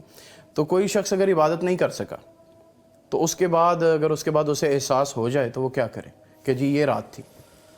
جی شیخ محترم کی باتیں بڑی خوبصورت اور ایمان افروز ہیں، اور سچ بات یہ ہے کہ مجھے تو یہاں آ کر شیخ محترم کی باتیں سن کے بڑی روحانیت مل رہی ہے. میرا وہ قد نہیں ہے کہ میں ان کی بات کو ٹوکوں، ورنہ وہ جیسے مدارس کا کردار بتا رہے تھے تو میرے ذہن میں یہ بات آ رہی تھی کہ الحمدللہ یہ جیسے جامعہ سلفیہ ہے، دیگر ادارے ہیں، تو یہاں سے ہزاروں طلباء الحمدللہ وہ قرآن سنانے کے لیے کتنے ممالک میں ہر رمضان میں ماشاءاللہ جا رہے ہیں. بالکل ٹھیک. یہ کتنا روشن کردار ہے دینی مدارس کا. یہ پاکستان کے اندر کہ الحمدللہ جہاں پر دیکھیں کہ دینی تعلیم کی سرپرستی اس طرح نہیں ہے جس طرح ہونی چاہیے، اس کے باوجود الحمدللہ ہمارے مدارس دیگر کتنے ممالک کو قرآن کے حفاظ دے رہے ہیں، علماء دے رہے ہیں. اور اس کے ساتھ ساتھ اب سب جیسے آپ نے بات کی ہے لیلۃ القدر کی، تو اب اس کی طرف میں آتا ہوں. تو شب قدر کے بارے میں اصل میں جو شخص اس کو نہیں لے سکا، وہ رات میں عبادت نہیں کر سکا، لیکن ایک مسلمان ہونے کے ناطے یہ تو اس کے لیے ضروری تھا، کمپلسری تھا کہ وہ عشاء کی نماز پڑھتا، وہ فجر کی نماز پڑھتا. یہ وہ دو راتیں ہیں جو لازمی طور پر رات میں آ رہی ہیں، اور مغرب کو ساتھ ایڈ کر لیں تو وہ تیسری نماز ہے. اور صحیح مسلم کی حدیث ہے، نبی مکرم صلی اللہ علیہ وسلم نے فرمایا کہ جس آدمی نے من صلی العشاء فی جماعت فکأنما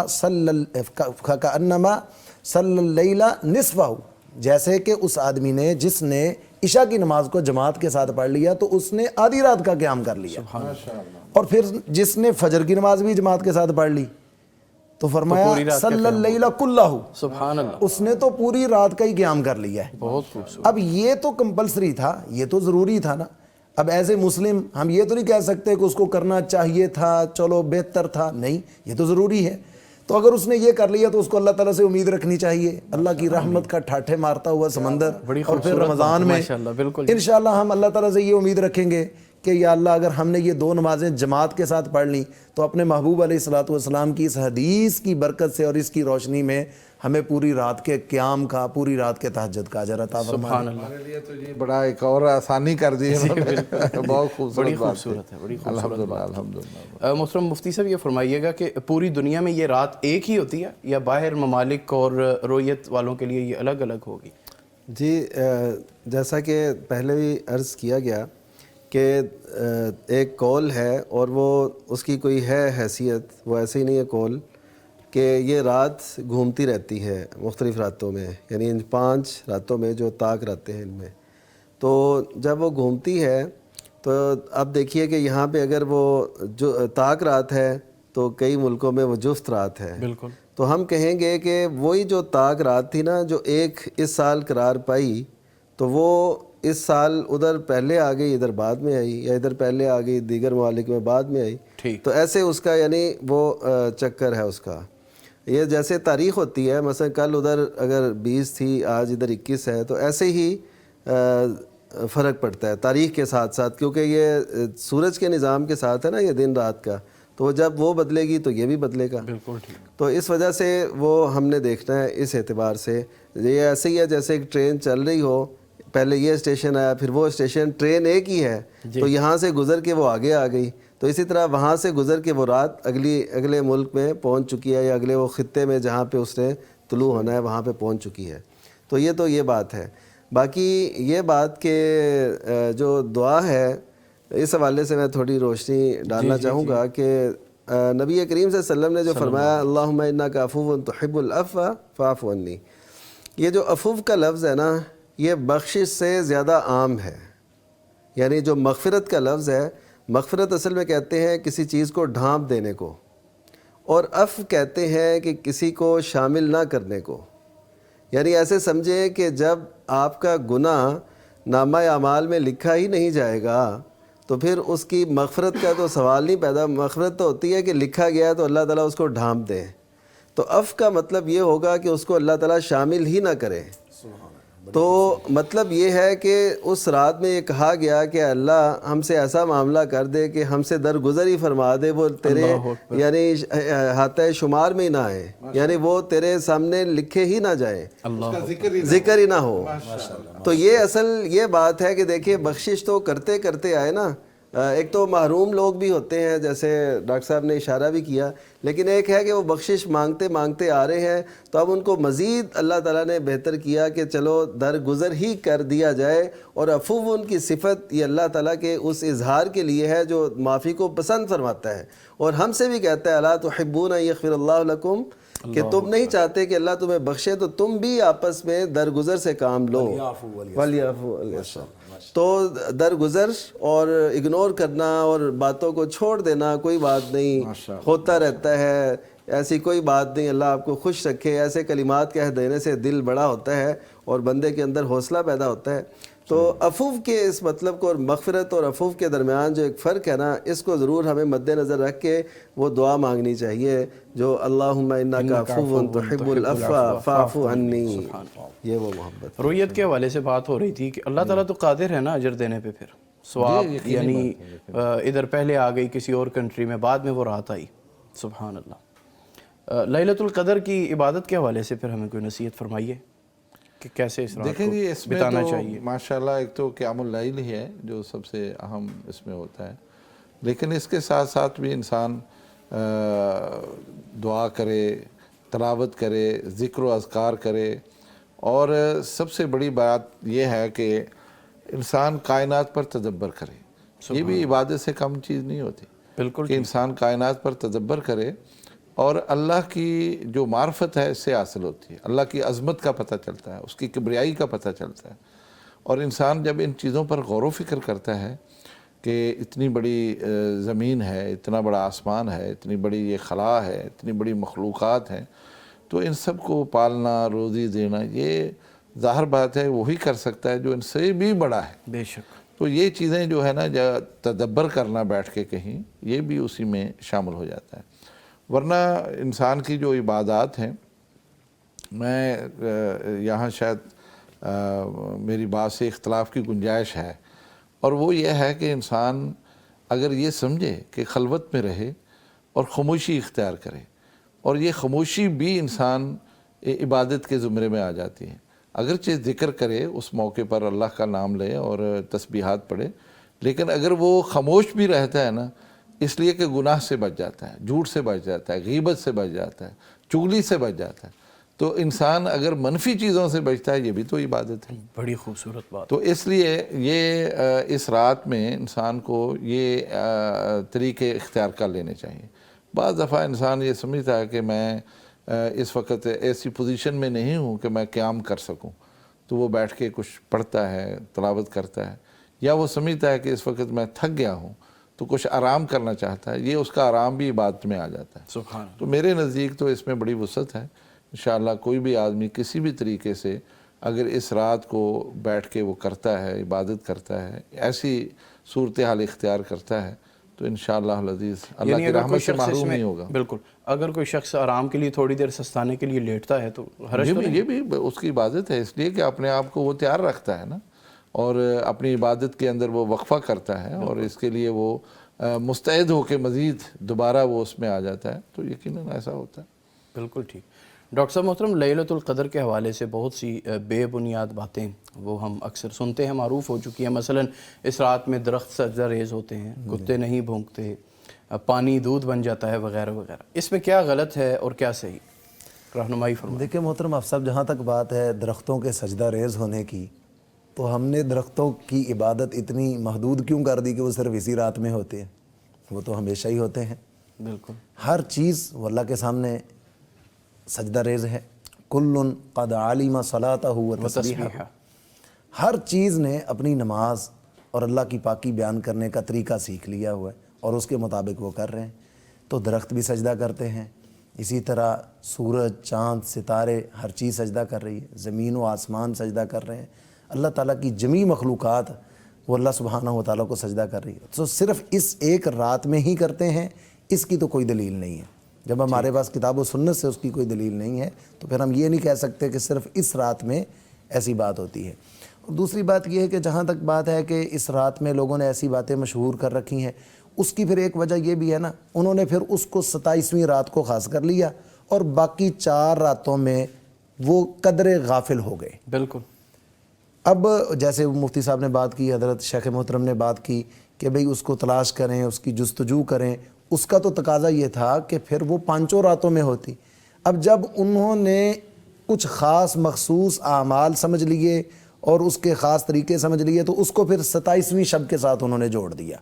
نتیجہ یہ نکلا کہ وہ باقی پہلی 3 راتیں بھی گئی اور آخری 29ویں شب وہ بھی غفلت میں چلی گئی، اور اس ایک رات کے اندر ہی سب کچھ انہوں نے سمجھ لیا اور اسی کو خاص کر لیا. تو اصل یہ ہونا چاہیے کہ بجائے اس کے کہ ہم ایسی باتیں کریں اس رات کے بارے میں کہ جو مستند نہیں ہے اور اتھینٹک نہیں ہے، ہمیں یہ چاہیے کہ ہم اس رات میں جستجو کریں، عبادت کریں. اور جیسے شیخ محترم نے بڑی خوبصورت باتیں کی کہ تدبر کرنا، غور کرنا اللہ کی نشانیوں پہ، سبحان یہ تو بہت بڑی عبادت. بالکل. اور دیکھیں پیارے آقا علیہ الصلوۃ والسلام کا اسوہ، آپ کا نمونہ کیا ہے؟ آپ جب صبح تہجد کے لیے بیدار ہوتے ہیں تو جہاں تک میرا علم ہے آپ سب سے پہلے جو کام کرتے ہیں وہ سورہ آل عمران کا آخری رکوع پڑھتے ہیں.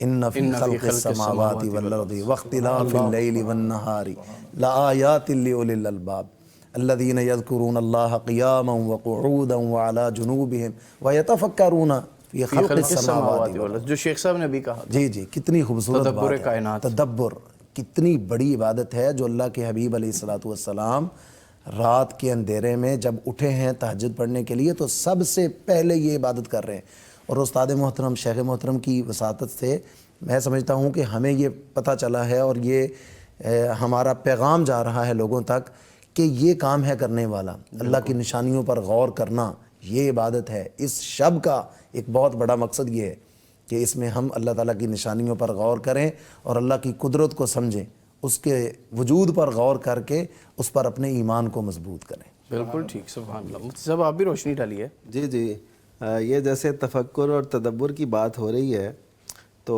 ایک تو یہ ہے کہ قرآن مجید کے نزول کے مقاصد میں یہ بات شامل ہے کہ اس پہ تدبر کیا جائے. تو ایک ہے آیات آفاقی اور ایک ہے آیات قرآنی. جب یہ دونوں آپس میں مل جاتی ہیں نا پھر بہت ہی زبردست ایمانی کیفیات کو جلا ملتی ہے. سبحان اللہ. اور یقین کیجئے کہ اگر کسی کو یہ نہیں نہ پتا کہ آسمان، زمین، اس کی تخلیق اور اس میں چھپے راز، وہ بھی محروم ہے، اور جس کو یہ نہیں پتا کہ یہ اللہ تعالیٰ نے سب کچھ بنایا وہ بھی محروم ہے. تو ان دونوں کو جب ہم ملاتے ہیں نا پھر اللہ تعالیٰ کی جو ہے نا قدرت وہ ہمارے سامنے ہوتی ہے. اس کی عظمت دیکھیں کہ یہ جو اللہ تعالیٰ نے مثال دی نا کہ سورہ عنکبوت میں کہ جن کو تم پکارتے ہو اللہ کے سوا وہ ایسے ہے جیسے ان کا گھر جیسے مکڑی کا جالا ہوتا ہے، اس طرح وہ ایک کمزور سا سہارا ہے. کمثل العنکبوت اتخذت بیتن. اب یہ اتخذت کا جو لفظ ہے میں آپ کو بتا رہا ہوں کہ جب بندہ تدبر کرتا ہے، غور کرتا ہے تو کیسے راز اس کے سامنے کھلتے ہیں. یہ نا پہلے مستشرقین یہ کہتے ہیں کہ قرآن مجید کے اندر نعوذ باللہ غلطی ہے. استغفر. وہ کیسے کہ عنکبوت کا جو لفظ ہے یہ ظاہراً جو ہے یہ مونس نہیں ہے، یعنی یہ مذکر مونس دونوں پہ بولا جا سکتا ہے. تو جو دونوں کے لیے ہے تو اس کے لیے پھر مونس کا صیغہ کیوں آیا؟ تو یہ نا مستشرقین یہ کہتے رہے کہ یہ جی غلط بات ہے، قرآن مجید میں نعوذ باللہ یہ ٹھیک صیغہ استعمال نہیں ہوا. تو جب اب سائنس نے تحقیق کی اور یہ راز افشا ہوئے اور واضح ہوئے تو اس میں کیا ہے کہ یہ جو جالا بنانے کی قدرت ہے نا وہ مونس میں ہوتی ہے، مکڑی میں ہوتی ہے، مکڑا بنا ہی نہیں سکتا. تو اب پتہ چلا کہ اتخذت کا لفظ کیوں اللہ تعالیٰ نے یہاں پہ استعمال کیا. اس دور میں تو یہ تحقیق نہیں تھی، یہ بات نہیں تھی، یہ جستجو نہیں تھی. اب جس کو یہ پتہ چلے گا اتخذت بیتن تو اس نے پہلے پڑھا ہوا تھا، لیکن سائنس کی مدد سے جب اس کو یہ پتہ چلا کہ مکڑی جالا بناتی ہے، اسی کے اندر یہ اختیار ہوتا ہے اور وہی اس کی مالکہ ہوتی ہے، اور وہ مکڑے کو رکھتی ہے یا چھوڑ دیتی ہے یا مار دیتی ہے، یہ بھی اس کے اختیار میں ہے. تو اس کا مطلب یہ ہے کہ جو عورت جس گھر میں سربراہی میں ہو تو اس گھر کا بھی حال پھر اچھا نہیں ہوتا. تو یہ جیسے مکڑی کا گھر ہے، اس کو کمزور گھر قرار دیا گیا نا. تو اس وجہ سے فائق جو ہے وہ مردوں کو ہونا چاہیے. اگرچہ عورت گھر بناتی ہے، اس کو سنوارتی ہے، تو ایک تھوڑا سا راز اس میں یہ بات بھی ہے. بہت جی جی بالکل صاحب جی، نے بتایا یہ بڑا لطیف آج نقطہ ہے کہ لطیف عورت جو نقطے ہے ہی نا، کھل رہے ہیں. جی جی ماشاءاللہ. تو آیات قرآنی اور آیات آفاقیہ کو ملائیں تو انشاءاللہ بہت بہتر ہو. یہ ایمان کی ایک کیفیت ہے، ایمان کی جو کیفیت ہے وہ یہی ہے کہ انسان سب سے اچھا عمل جو ہے نا وہ ایمان ہے. سب سے اچھا عمل ایمان. ایمان میں زیادتی کس طرح ہو سکتی ہے؟ وہ تدبر سے ہو سکتی ہے. اللہ اکبر. آپ جتنا تدبر کرتے چلے جائیں گے آپ کا ایمان اتنا بڑھتا چلے جائے گا. اور یہ بات حقیقت پر مبنی ہے. جن لوگوں کو آپ دیکھیں نا کہ وہ اس یعنی مرتبے پر فائز ہیں، تو حقیقت میں یہی ہے، وہ ہر چیز کو پھر اللہ کی طرف نسبت اس کی کرتے ہیں اور سمجھتے ہیں کہ اسی کی وجہ سے کائنات کا وجود ہے اور اس کی وجہ سے ہمارا وجود ہے اور ہماری زندگی اسی کی مرہون منت ہے. تو یہ ایمان کی وہ ایک درجہ بندی ہے جو انسان کو نصیب ہوتی ہے. یہ ہوتی ہی تدبر سے. سبحان اللہ. ناظرین، برکات رمضان سحر ٹرانسمیشن جاری ہے. لیلۃ القدر کے حوالے سے، اس کی اہمیت اور اس میں جستجو کے حوالے سے باتیں ہو رہی ہیں. مشائخ کرام موجود ہیں. سلسلہ رہے گا یہ جاری اذان فجر تک، لیکن وقت ہے ایک بریک کا. Stay with us. مغفرت کا ہو گیا سامان پھر، در بدر کی خاک کتنی چھان لی، لوٹ آ رب کی طرف نادان پھر، مغفرت کا ہو گیا سامان پھر، مغفرت کا ہو گیا سامان پھر، در بدر کی خاک کتنی چھان لی، لوٹ آ رب کی طرف نادان پھر، مغفرت کا ہو گیا سامان پھر. ویلکم بیک ناظرین. برکات رمضان سحر ٹرانسمیشن جاری ہے. مشائخ کرام موجود ہیں. UAN نمبر ریپیٹ کر دیتا ہوں، 04211 7000000. اس کے ساتھ ساتھ واٹس ایپ نمبر ہے 0321 5652 000. اس پر آپ میسج کر کے، کالز کر کے اپنے مسائل کا حل جان سکتے ہیں. مفتی صاحب، لیلۃ القدر کے حوالے سے بات ہو رہی تھی، تو رسول اللہ صلی اللہ علیہ وسلم اور صحابہ کرام رضوان اللہ علیہم اجمعین، ان کا کیا طرز عمل تھا لیلۃ القدر کی جستجو میں؟ جی، نبی کریم صلی اللہ علیہ وسلم کا جو عمل بتایا گیا ہے وہ یہ ہے کہ جب آخری عشرہ شروع ہو جاتا تو شدہ میزرہ وایقظ اہلہ، کہ خود بھی کمر بستہ ہو جاتے اور اپنے گھر والوں کو بھی جگاتے، بیدار کرتے، یعنی ان کو اس بات کی ترغیب دیتے، انہیں کہتے، اور یہ بھی کہ کون گھر والوں کو جگائے. مطلب یہ ہے کہ سب مل کے ایسا کام کریں. یہ وہی ہے نا کہ اپنی فکر، اپنے گھر والوں کی فکر، اور اس پہ پھر کمر بستہ ہونا. شدہ میزرہ کا ایک معنی ویسے شارحین نے یہ بھی کیا ہے کہ یعنی ان دنوں میں بندہ کوشش کرے کہ اپنے گھر والوں سے وہ حقوق زوجیت قائم نہ کرے، یعنی زیادہ توجہ اس کی اسی بات کی طرف ہو، عبادات کی طرف. تو ایک مطلب وہی ہے جو عموماً ہم کرتے ہیں، کمر بستہ ہونا اور کمر کس لینا، یعنی پورا اہتمام کے ساتھ. آپ دیکھیے کہ نبی کریم صلی اللہ علیہ وسلم کی مبارک زندگی پہلے کون سا عبادات سے دور تھی. آپ عبادات ہی میں مگن رہتے تھے، بلکہ ایک آپ کی ادا وہ عبادت ہے، بلکہ آپ کی ادائیں تو ہمارے لیے عبادت بن گئیں، سنت بن گئیں. تو آپ صلی اللہ علیہ وسلم عبادات میں تو پہلے بھی بہت مشغول رہتے تھے، لیکن اس میں پھر مزید ایسے کرنا تو اس بات کی دلیل ہے کہ بہت زیادہ ہو جانا چاہیے. اور اس کی ایسی مثال ہے نا، جب بھی یعنی ایک مہینہ ہے پورا، اس کے جب آخری ایام ہے تو پھر بندے کا اور دل ہوتا ہے کوئی چیز رہ نہ جائے، مس نہ ہو جائے، جو کمی ہے وہ دور ہو جائے. اور خصوصاً ان طاق راتوں کی وجہ سے بھی اس کو تلاش کرنا اور اس کے لیے پوری جستجو کرنا تو یہ لازم ہے. اور اسی طرح نبی کریم صلی اللہ علیہ وسلم جو جبریل علیہ السلام کے ساتھ دور کرتے تھے، تو اس میں بھی یہ ہے کہ نبی صلی اللہ علیہ وسلم کان اجود علی الخیر، کہ خیر پہ بہت زیادہ آپ سخاوت کرتے تھے خیر پہ. اب وہ خیر پہ سخاوت یہ ہے کہ انسان جو بھی نیکی کے کام ہیں ان کو کرنے میں اور سے اور آگے بڑھے اور زیادہ سے زیادہ کرے. کنٹینیو کرتے ہیں. کالر ہیں ایک. السلام علیکم ورحمۃ اللہ. جی راؤ سکندر صاحب فیصل آباد سے. جی الحمدللہ بھائی، کیا حال چال؟ اللہ کا بڑا احسان. آپ خیر و عافیت سے ہیں راؤ صاحب؟ جی الحمدللہ. جی فرمائیے، کیا پوچھنا چاہیں گے؟ جی ماشاءاللہ لیلۃ القدر کی راتیں شروع ہو گئی ہیں تو بہت خوشی ہے.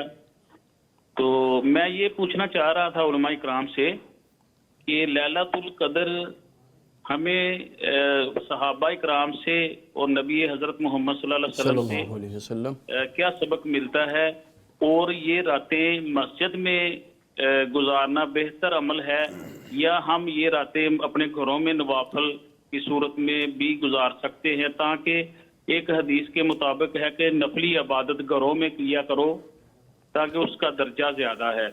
تو یہ مسجد میں زیادہ افضل عمل ہے پاک راتوں کا یا گھروں میں ہم عبادت کر لیں؟ شکریہ. جی شکریہ راؤ صاحب کال کے لیے. جی محترم مفتی صاحب. جی اس پہ ایسا ہے کہ یہ جو حدیث کا انہوں نے حوالہ دیا بالکل ایسے ہی ہے کہ بندے کی نفل نماز گھر میں زیادہ فضیلت رکھتی ہے.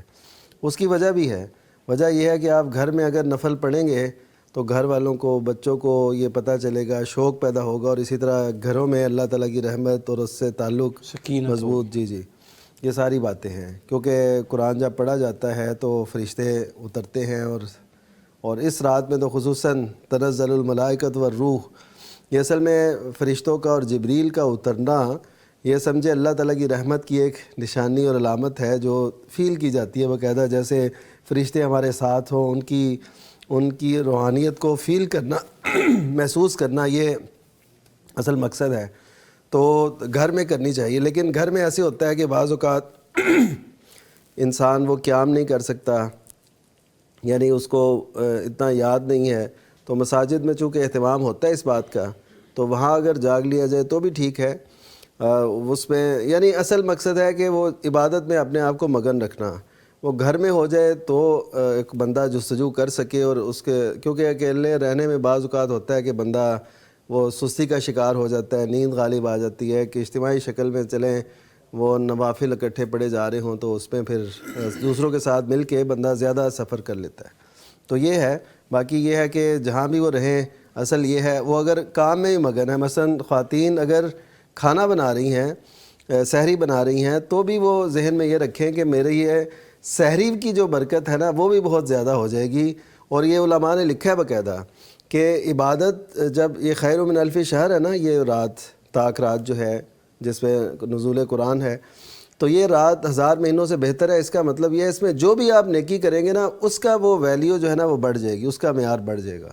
بالکل ٹھیک ہے، بالکل ٹھیک. گھر میں جو عبادت ہے نا جی، اجتماعی عبادت فرائض کے علاوہ نوافل گھر میں پڑھنے کی جو تلقین کی گئی ہے، اس کا ایک پہلو جو میرے ذہن میں آتا ہے وہ یہ ہے کہ جو خشیت، توجہ، للہیت وہ اکیلے میں آتی ہے نا، وہ اجتماعیت میں نہیں ہوتی. بالکل ٹھیک. کیونکہ مسجد میں آپ مختلف لوگ ہیں، اور آپ اگر پڑھنا بھی چاہیں تو کوئی آ رہا ہے، کوئی جا رہا ہے، کوئی باتیں کر رہا ہے، کوئی اونچا پڑھ رہا ہے، یعنی کئی قسم کی کیفیت ہوتی ہے.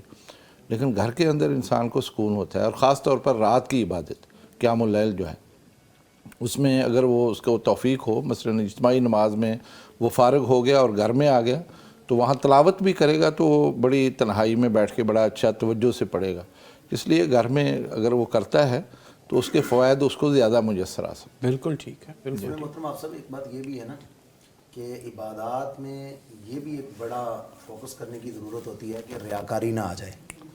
تو جتنا بندہ نفلی عبادات میں چھپ کے کرے گا اتنی ہی وہ ریاکاری سے بچنے کے امکانات اس کے بڑھ جائیں گے. اب دیکھیں مثال کے طور پر بندہ اجتماعی نماز پڑھ رہا ہے یا پڑھا رہا ہے، کوئی قاری صاحب پڑھا رہے ہیں، اچھا ان کو آنسو آئیں گے یا کسی آیت پر ان کا دل نرم ہوگا تو وہ فوری طور پہ ایک طرف ذہن میں یہ بھی خیال آئے گا کہ کہیں ریاکاری نہ ہو جائے. وہ اپنے آنسو یا اپنی وہ رونے کی کیفیت اس کو مدم کریں گے، اس کو دبانے کی کوشش کریں گے. اور جب بندہ تنہائی میں ہوگا تو تنہائی میں تو بندہ خود زور لگائے گا کہ میں اللہ کے سامنے رو لوں. بالکل صحیح بات. اور میں اللہ کو دکھا دوں کہ یا اللہ دیکھ میں تیرے سامنے رو رہا ہوں، میں تیرے سامنے اپنی بے بسی کا اظہار کر رہا ہوں. اور بندہ کھل کے اپنی بے بسی کا اظہار اپنے رب کے سامنے کر سکتا ہے. تو اس پوائنٹ آف ویو سے بھی اگر دیکھا جائے تو گھر کی عبادت، اور خود رسول اللہ صلی اللہ علیہ وسلم کا جو اسوہ حسنہ ہے کہ آپ نفلی عبادت گھر میں کرتے تھے، اس کے مطابق بھی شب قدر کی عبادت بھی گھر میں زیادہ بہتر ہے. بالکل ٹھیک. کالر ہیں جی کوئی؟ جی مفتی صاحب کنٹینیو کیجیے گا. صحابہ کرام اور اللہ کے نبی علیہ السلام کی نبی کریم صلی اللہ علیہ وسلم نبی کریم صلی اللہ علیہ وسلم دیکھیے کہ سارا سال اور پورے یعنی تمام اوقات میں اللہ کے ذکر اور عبادت میں مشغول رہنا، لیکن اس پہ پھر مزید تو صحابہ کرام رضی اللہ عنہ تو نبی صلی اللہ علیہ وسلم کے ایک ایک ادا کو کاپی کرتے تھے اور اس کے مطابق چلتے تھے. اسی لیے تو آپ دیکھتے ہیں کہ 3 راتیں جو نبی صلی اللہ علیہ وسلم نے قیام فرمایا تو مسجد جو ہے نا وہ تنگی داماں کی شکایت کر رہی تھی، یعنی اتنے صحابہ کرام اس وقت اکٹھے ہوئے. تو صحابہ کرام تو آپ کے ساتھ ہی رہتے تھے، آپ کے طرز عمل کو اختیار کرتے تھے، جو آپ کر رہے ہیں اسی طرح کرنے کی کوشش کرتے تھے. تو یہ بھی ایک دلیل ہے اس بات کی کہ اگر اجتماعی شکل میں ایسے میسر آ جائے تو کیا جا سکتا ہے، اور یہ اس کی فضیلت علیحدہ سے موجود ہے.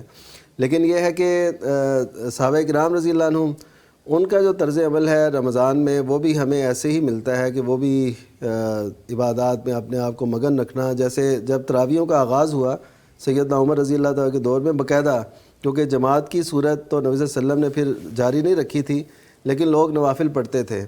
تو اسی طرح رمضان میں وہ نوافل پڑھ رہے تھے. حضرت عمر رضی اللہ تعالیٰ نکلے تو ٹولیوں کی شکل میں لوگ مختلف مساجد کے اندر وہ موجود تھے. اس کا مطلب ہے کہ وہ صحابہ کرام رضی اللہ عنہم جماعت کو، اگرچہ بڑی جماعت کو انہوں نے اختیار نہیں کیا، لیکن کچھ صاحب کھڑے ہو کے وہ نماز پڑھا کرتے تھے، باقاعدہ نفل کی نماز. تو اس کا مطلب ہے کہ رمضان میں اور اس کے آخری عشرے میں اس کا پورا اہتمام ہونا چاہیے. پھر حضرت عمر رضی اللہ تعالیٰ عنہ نے وہ دیکھ کے کہ ہم ایک امام کے اوپر ان کو جمع کر دیں، تو پھر حضرت ابی بن کعب رضی اللہ تعالیٰ عنہ کو امام مقرر کر کے ان کے پیچھے ان کو کھڑا کیا. تو اس سے یہ پتہ چلتا ہے کہ صحابہ کرام رضی اللہ عنہم کا بھی ہمیں یہی نظر آتا ہے کہ وہ ایسے کرتے. اور نبی کریم صلی اللہ علیہ وسلم نے جو عبادات کا اہتمام کیا، اس سے یہ پتہ چلتا ہے کہ یہ صرف دعاؤں تک محدود نہیں رہنا چاہیے، جیسا کہ وہ حدیث مبارکہ میں کالر لے لیں پہلے. السلام علیکم ورحمۃ اللہ. کالر ہیں جی ایک. وعلیکم السلام جی صفیہ بہن صاحبال سے. دواد پڑھتے ہیں کہ زواد پڑھتے ہیں قرآن پاک میں، تو ان دونوں میں سے کون سا بہتر ہے، دواد کے زواد جی قرآن پاک میں؟ جی شکریہ. ایک سوال میرا یہ تھا کہ 2 مکان ہیں، میرے نام ہے، میرے 2 بچے ہیں، ایک بیٹا اور بیٹی. تو میں اگر ایک کو بیٹے کو دے دوں، ایک بیٹی کو دے دوں، تو ناانصافی نہیں ہوگی کسی کے ساتھ؟ شکریہ کال کے لیے. قاری صاحب موجود ہیں، پروناؤنسیشن پوچھی ہے جی ضاد اور ضاد کی. جی محترم افسر، یہ اصل میں جو ضاد ہے نا، اس کی ادائیگی حروف تہجی میں عربی کے جتنے حروف ہیں ان سب میں مشکل ہے، لیکن اس پہ اصل میں محنت کی ضرورت ہے. پھر یہ صحیح تلفظ اس کا ادا ہوتا ہے، اس کی پروننسیشن صحیح طریقے سے ادا ہوتی ہے. اس کو دال کے مشابہ کر کے پڑھنا، یعنی جس کو ہمارے ہاں دعاد کہا جاتا ہے، یہ تو درست نہیں ہے. بعض لوگ وہ آج کل کے عرب کو اپنے لیے نمونہ سمجھ لیتے ہیں اور کہتے ہیں جی دیکھیں وہ دعاد پڑھ رہے ہیں. اچھا، حالانکہ آپ ائمہ حرمین کو سنیں گے نا تو وہ بھی صحیح پڑھتے ہیں، وہ ضاد پڑھتے ہیں، وہ اس کو دعاد نہیں پڑھتے، اس کو دال کے مشابہ نہیں کرتے بلکہ اس کو ضا کے مشابہ کرتے ہیں. امام حمزہ رحمہ اللہ نے اس کے اوپر پوری ایک کتاب لکھی ہے کہ ضاد کا مخرج کیا ہے، اس کی ادائیگی کیسے کرنی ہے، اس کی صفات کیا ہے. اصل میں یہ زبان کو پھیلانے کے ساتھ ادا ہوتا ہے، اور زبان کو جب آپ پھیلاتے ہیں تو وہ اوپر والی داڑوں کے ساتھ یا رائٹ لگتی ہے یا لیفٹ لگتی ہے، اور اگر یہ دونوں سائڈوں پہ لگ جائے کسی کی تو یہ اس کی سب سے اچھی ادائیگی ہے.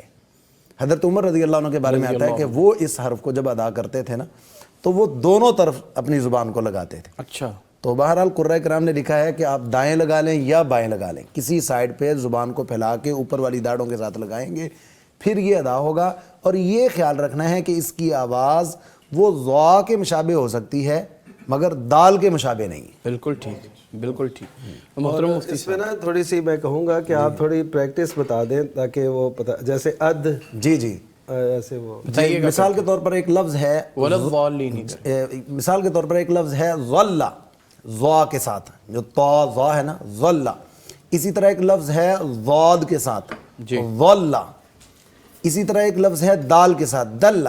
جی تو یہ دال الگ ہے، ظلہ الگ ہے. ظلہ کا معنی ہے وہ سائے میں گیا. ٹھیک ہے. اور ظلہ ضاد موٹا بھی خوب ہے، باری بھی ہے، اور اس کی آواز ذرا نکالنا تھوڑی سی پریکٹس کی اس میں مہارت کی ضرورت ہوتی ہے. یعنی تو مختصر یہ ہے کہ دال اور دال کے درمیان بعد ہے، دال اور دال کے درمیان بعد کیسے، یعنی وہ بالکل وہ دال کے قریب قدرے، یعنی ذا کے مشابہ تو ٹھیک ہے لیکن وہ دال کے مشابہ نہیں ہونا چاہیے. بالکل ٹھیک. دوسرا سوال ان کا مکانات کے حوالے سے فرمائیے گا کہ مکان ہیں 2 ان کے، اس کی پوچھ رہے تھے تقسیم کے حوالے سے. جی ہاں جی، کسی کے جو بھی جائیداد ہو یا کوئی چیز وہ ہبہ کرنا چاہتا ہے بیٹی یا بیٹے کے درمیان، تو وہ اگر زندگی میں ہے اور وہ وراثت کے طور پہ تقسیم نہیں کر رہا، ہبے کے طور پہ دے رہا ہے، تو بیٹی اور بیٹے کو برابر دے گا. اس میں وہ حضرت نعمان بن بشیر کی روایت، ان کے والد گرامی نے جب تحفہ دیا تو نبی صلی اللہ علیہ وسلم نے پوچھا کیا تیری اور اولاد بھی ہے؟ تو انہوں نے کہا جی. تو آپ نے فرمایا کہ پھر ان کو بھی دینا تھا، میں ظلم پہ گواہ نہیں بن سکتا. تو اس سے یہ پتہ چلتا ہے کہ اگر ہبہ کر رہے ہیں تو بیٹی اور بیٹے کو برابر دیں گے. بالکل ٹھیک. کالر ہیں جی ایک. السلام علیکم ورحمۃ اللہ. اسد صاحب لاہور سے. جی وعلیکم السلام. جی محترم اسد صاحب. جی میرا کوشچن تھا کہ جو حدیث مبارکہ میں آیا ہے کہ رمضان المبارک مہینہ میں شیاطین کو جکڑ دیا جاتا ہے اور جنت کے دروازے کھول دیے جاتے ہیں اور جو جہنم کے دروازے ہیں وہ بند کر دیے جاتے ہیں، تو اس میں جو مخصوصاً جو شیاطین کو جکڑنے کا ذکر آیا ہے، تو یہ کیا شیاطین کو فزیکلی جکڑنا ہے یا پھر جو ہیں انسانوں کو مواقع کم ملتے ہیں گناہ کرنے کے؟ تو اس پارٹ سے تھوڑا سا یعنی کہ پوچھنا تھا میں. جی شکریہ اسد صاحب کال کے لیے. محترم مفتی صاحب، جی فزیکلی شیاطین کو جکڑا جاتا ہے. ہاں، ایک تو بات یہ ہے کہ مردۃ الشیاطین سفدت، مردۃ الشیاطین یعنی ان کو جکڑ دیا جاتا ہے. جو سرکش شیاطین ہیں یعنی بڑے بڑے، جو چھوٹے شتونگڑے ہیں جو ان کے ماتحت ہیں، ان کو کھلا رکھا جاتا ہے. وہ کس لیے کہ اللہ تعالیٰ نے قیامت تک کے لیے مہلت دی تھی نا شیطان کو کہ وہ وسوسے ڈال سکتا ہے. اگر ہر رمضان میں اس کا یہ بند کر دیا جائے پھر تو یہ دنیا جو ہے امن کا گہوارہ بن جائے اور کوئی بھی برائی نہ کر سکے. تو آزمائش تو رمضان المبارک میں بھی ہے. اس وجہ سے وہ وسوسے جو ہیں اگرچہ وہ بند ہے، اس کا زور کم ہوا ہے، لیکن وہ وسوسے بھی ڈالتا ہے اور وہ خیالات بھی ڈالتا ہے، اور برائیاں اسی لیے تو ہوتی ہیں، نہیں تو رمضان میں بالکل بند ہو جائیں. ان کو جکڑنے کا مقصد ہے ان کے زور کو کم کر دیا ہے. اب تم اپنی روحانی اور ایمانی طاقت کو اٹھاؤ اور نیکی کے کام میں آگے بڑھو. اسی لیے فرشتہ یہ صدا بھی لگاتا ہے، یا باغی الخیر اقبل و باغی الشر اقصر، کہ خیر کے متلاشی آگے بڑھ اور شر کے متلاشی رک جا. تو وہ بھی اسی نوعیت کی بات ہے کہ وہ اس کی جو طاقت ہے نا وہ کم ہو گئی ہے. بالکل ٹھیک. اس کا یہ بھی مطلب ہے نا کہ سارے کام برے وہ شیطان پہ نہیں ڈالنے چاہیے. بس اوقات نفس بھی، ہاں نفس بھی عادی ہو جاتا ہے. جی نفس عادی ہو چکا ہوتا ہے. پھر انسانوں میں سے بھی ہیں، اور جس کا نفس عادی ہوتا ہے وہ پھر بعض اوقات حرم کو نہیں دیکھا جاتا، بعض اوقات روزوں کو نہیں دیکھا جاتا جب جس کا عادی بندہ بن جاتا. بالکل ٹھیک. کالر ہیں جی ایک اور. السلام علیکم ورحمۃ اللہ. طاہرہ صاحبہ فیصل آباد سے. السلام علیکم. وعلیکم السلام. جی فرمائیے، کیا پوچھنا چاہیں گی؟ میں نے یہ پوچھنا تھا کہ میرا بیٹا ماشاءاللہ ہے 15 سال کا، تو وہ روزے لے کر آ رہا تھا ساری، تو اس کو نا کل بخار ہو گیا تھا بچے کو. ہیلو جی فرمائیے، ہم سن رہے ہیں. وہ روزے لے کر آ رہا تھا تو اس کو کل بخار ہو گیا تھا، تو اس کی آنکھوں کو اور سر کو اتنی درد تھی کہ اس سے برداشت نہیں ہو رہا تھا. کہہ رہا تھا مما مجھے کو دوائی دے دے، مجھ سے برداشت نہیں ہو رہا، درد بہت ہو رہی ہے سر کو. تو اس لیے میں نے وہ دوائی دے دی بچے کو، اور 2 بجے کو اس کا روزہ جو ہے نا وہ چھڑوایا. تو ابھی وہ سب کہہ رہے تھے کہ یہ بڑا تھا، پورا روزہ لے کر اس کے لیے آنا تھا، تو وہ کہہ رہا تھا کہ مما مجھ سے برداشت نہیں ہو رہا. تو وہ مجھے بہت پریشانی ہے کہ یہ روزہ یہ کوئی حرج تو نہیں ہے یا کوئی گناہ تو نہیں ہے اگر چھڑوایا تو. بچے کی عمر کتنی بتائیے؟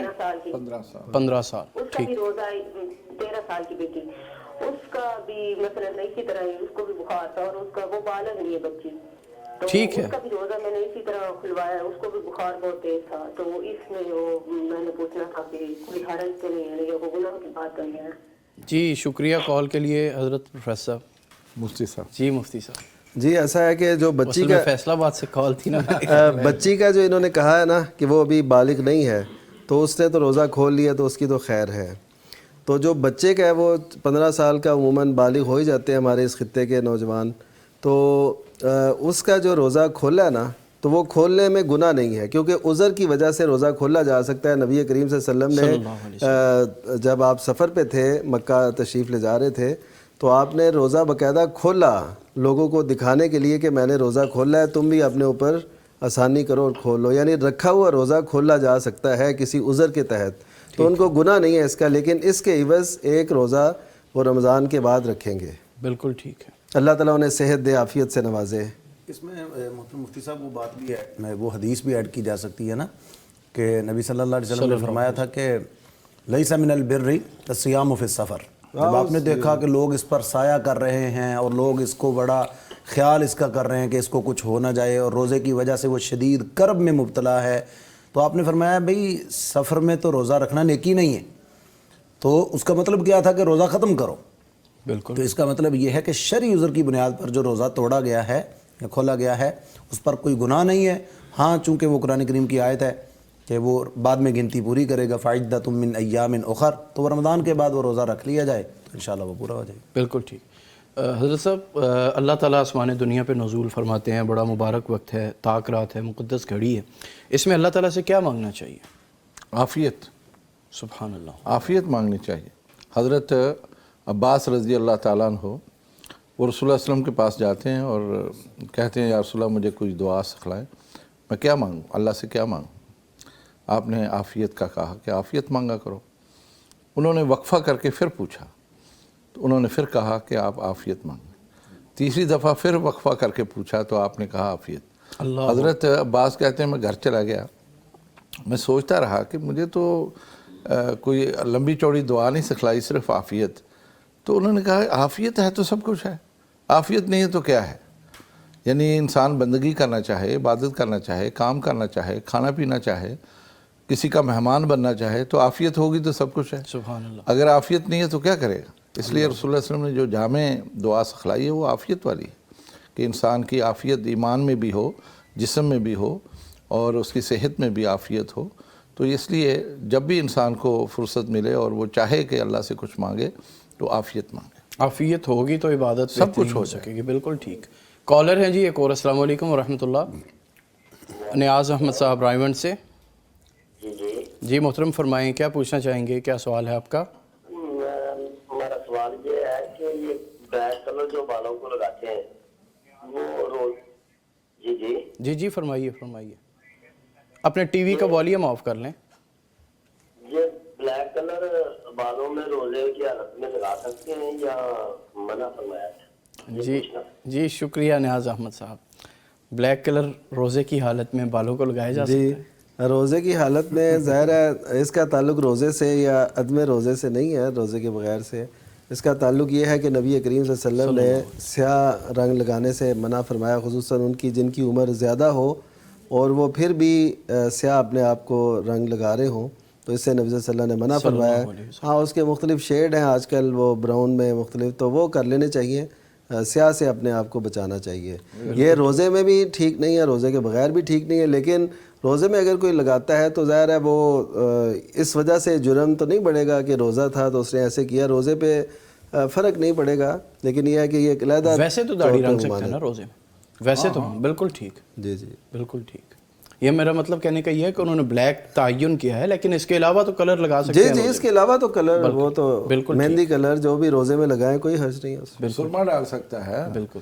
یعنی اگر روزے کی حالت میں ہو سرما ڈال سکتا ہے, کلر لگا سکتا ہے, وہ اپنا بال کنگھی کر سکتا ہے, تیل لگا سکتا ہے, تو اس سے روزے کو تو فرق نہیں پڑتا. بالکل ٹھیک. کالر ہیں جی ایک اور. السلام علیکم ورحمۃ اللہ. محمد افضل صاحب لاہور سے. السلام علیکم. وعلیکم السلام ورحمۃ اللہ وبرکاتہ.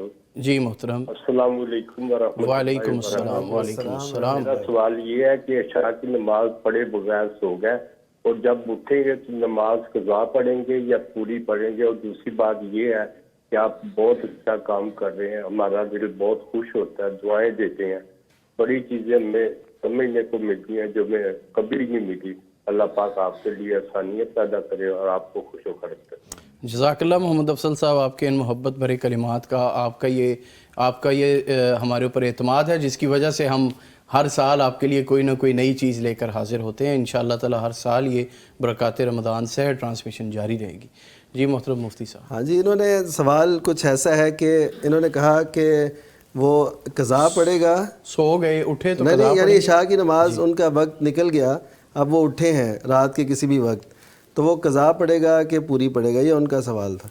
तो असल में ऐसा है कि कज़ा भी जो नमाज़ पढ़नी है वो तो नमाज़ तो पूरी पढ़नी है, ठीक है। नमाज जो फ़र्ज़ नमाज है उसमें कमी नहीं होगी। हाँ, अगर उनकी ये मुराद है कि सुनते भी मैंने अदा करनी है कि नहीं, तो सुनते उसकी अदा करेंगे, और वितर भी ज़ाहिर है उसके बाद में उन्होंने पढ़ना होगा और पढ़ना है उसका वितर। तो इसका मतलब ये है कि वो पूरी नमाज ही पढ़ेंगे, जो भी नमाज कज़ा हो जाए वो पूरी पढ़े। हाँ, अगर वो ये सुनते हैं दरमियान वाली, यानी जो अज़ान और नमाज के दरमियान होती हैं, ये ना पढ़ें, जो बाद वाली सुनते हैं उनके ज़िम्मे हो वो अदा करें। जी, वो कर ले अदा। ठीक है। एक और अगर थोड़ी सी वजाहत की, अगर वो निस्फ़ रात से पहले उन्होंने पढ़ी है तो वो अदा शुमार होगी। अगर रात का निस्फ़ गुज़र चुका है और निस्फ़ आगे पीछे होता रहता है, यानी मगरिब से लेके फजर तक ये पूरी रात है, इसका आधा टाइम कर लें। अगर वक्त के अंदर की तो वो अदा है, अगर वक्त के बाहर की तो वो कज़ा है। बिल्कुल ठीक। कॉलर हैं जी, अस्सलाम वालेकुम रहमतुल्लाह। मोहम्मद शकील साहब बूरे वाला से, अपने टीवी का वॉल्यूम प्लीज़ ऑफ कीजिएगा। अस्सलाम वालेकुम।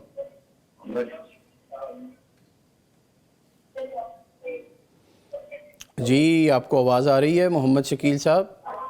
जी आ रही है। फरमाइए, क्या पूछना चाहेंगे? सर मेरे पास ना कोई ग्राहक आया था, वो चीज भूल गया था दुकान पे, ठीक है, तो वो 3 महीने हो गए, कोई वापस लेने नहीं आया, ठीक है, तो अब उसके लिए क्या वो है? ठीक है जी मोहम्मद शकील साहब, शुक्रिया कॉल के लिए। गाहक आया था कोई दुकान में, अपनी चीज़ भूल गया, 3 महीने हो गए, अभी तक वापसी लेने के लिए कोई नहीं आया। हाँ, इसके हल ये है कि ये अपनी दुकान पे ना लिख के लगाएं, क्योंकि जो चीज़ गुमशुदा मिले तो उसका हक़ ये है कि उसका 1 साल तक ऐलान वो किया जाए, बताया जाए लोगों को कि ये चीज़ मिली है, या कोई भूल गया वो भी इसी हुक्म में है। तो ये लिख के लगा दें कि कोई चीज़ इस नौइयत की या ये वो किसी की यहाँ पे रह गई है, तो रब्ता कर लें और ले लें। तो साल के बाद अगर वो ना आए, साल के अंदर तो फिर ये उसके मालिक हैं तो ये इस्तेमाल कर सकते हैं, और अगर वो फिर आ जाए उसके बाद तो फिर ये उसको अदा कर दें तो बहुत अच्छी बात होगी। अगर वो ख़राब होने वाली हो, ये भी थोड़ी सी, हाँ अगर वो ख़राब होने वाली हो, ज़ाहिर है वो 3 महीने में शायद अभी वो ना रही हो, तो इसका मतलब वो चीज़ ऐसी है जो काबिल इस्तेमाल है, इसी वजह से उन्होंने मोबाइल पर्स वगैरह लोग अक्सर भूल जाते हैं। एक और कॉलर हैं जी, अस्सलाम वालेकुम रहमतुल्लाह, राव सिकंदर साहब फैसलाबाद से, वेलकम बैक। जी वालेकुम सलाम जी, बहुत शुक्रिया जी। मैं एक और सवाल पूछना चाह रहा हूँ। जी ज़रूर।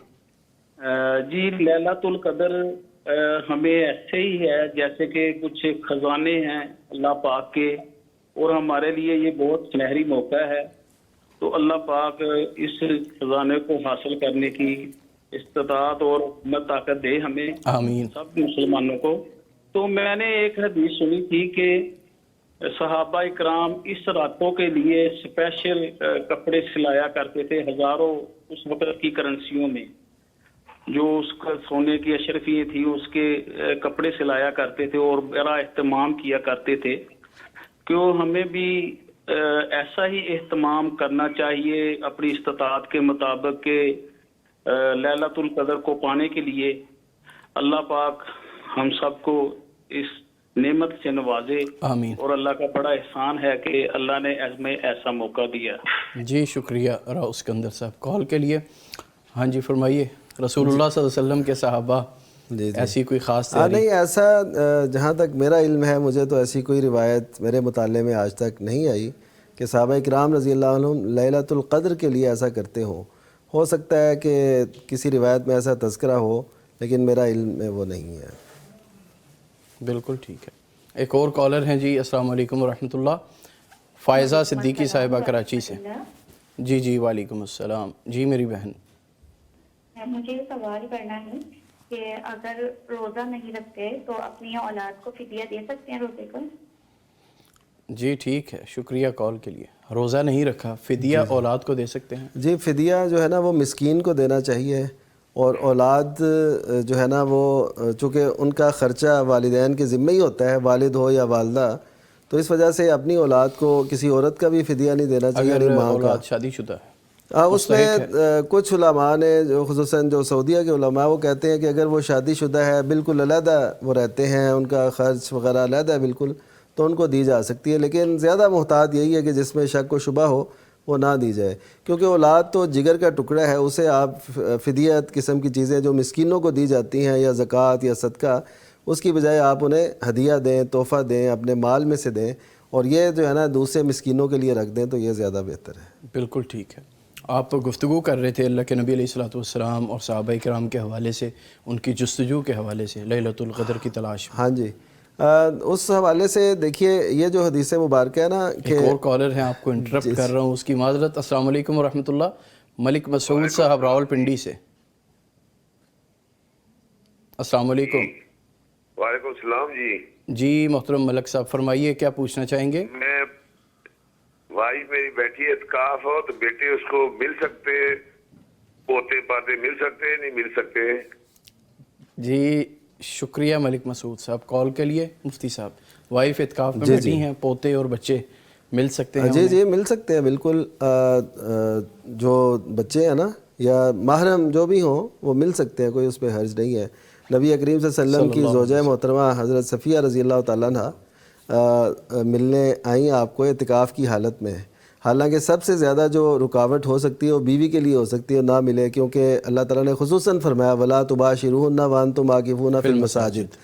تو لیکن یہ ہے کہ جو دیگر محرم رشتے ہیں ملنے میں تو کوئی حرج نہیں ہے. یہ جو ہم یہ سمجھتے ہیں کہ بالکل کوئی بات چیت نہ کریں، منہ ڈھام کے وہ بیٹھ جائیں اور کسی سے کوئی تحریر کریں، بات بھی نہ کریں، تحریر سے لکھ کے دیں کہ ہمیں یہ درکار ہے، تو یہ ساری خود کچھ ایسی پابندی ہے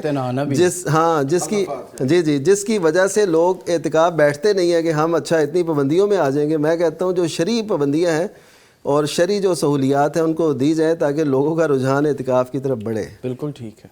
تو مفتی صاحب اس میں آج کل پھر یہ موبائل کا دور ہے، تو بعض لوگ یہ بھی پوچھ لیتے ہیں کہ جی موبائل وہ یوز کیا جا سکتا ہے کہ نہیں، تو اس بارے میں بھی ذرا روشنی ڈالیں. جی موبائل استعمال کرنا تو درست نہیں ہے، یعنی آپ اس کو سکرولنگ کرتے رہیں، اس میں کوئی سرچ اور ایسے وہ فیس بک اور یہ وہ، لیکن یہ ہے کہ کسی سے آپ نے بات چیت کرنی ہے تو جی کاروباری بات. دنوں ہم نے اعتکاف کے مسائل میں اس کے حوالے سے جی سودا کوئی طے نہ کیا جائے، لیکن اگر مثلا باپ کہتا ہے بیٹے کو اس نے اپنے اڈے پہ بٹھایا ہوا ہے اپنے تجارتی مرکز پہ، تو اسے کہہ سکتا ہے یار وہ اس سے پیسے لینے تھے وہ یاد کرنے کے لیے. ہاں تو ایسی کوئی رہنمائی ہو جائے تو اس میں کوئی حرج نہیں ہے، لیکن وہ باقاعدہ طور پہ اس پہ شامل ہی لینا، انوالو لینا، یہ درست نہیں ہے. بالکل ٹھیک. ایک اور کالر ہیں جی. السلام علیکم ورحمۃ اللہ.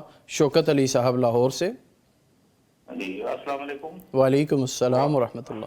جی میرا یہ سوال ہے کہ دوسرا الماری جیسے ہم دوسرا گرمیوں سردیوں کے کپڑوں کا رد و بدل کرتے رہتے، جو باکس ہوتا ہے پیٹی جسے ہم کہتے ہیں کہ گرمیوں کا نکالے سردیوں کا رکھ لے، اس طرح.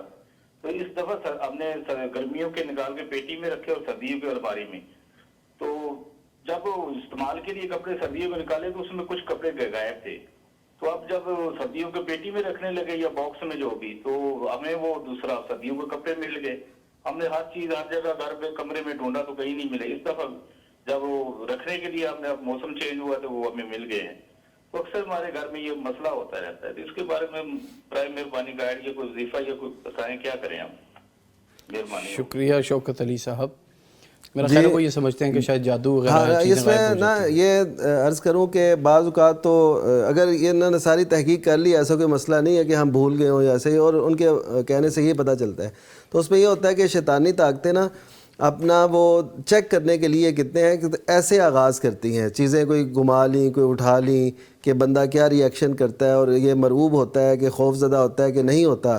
اچھا یہ خوف زدہ ہو جائیں گے، وہ پھر اس سے بڑی بات لے کے آئیں گے، پھر اور ڈرائیں گے اور ایسا کریں گے، کوئی چیز کی آواز آئے گی گرنے کی، کوئی چھینٹے، کوئی ایسی چیزیں.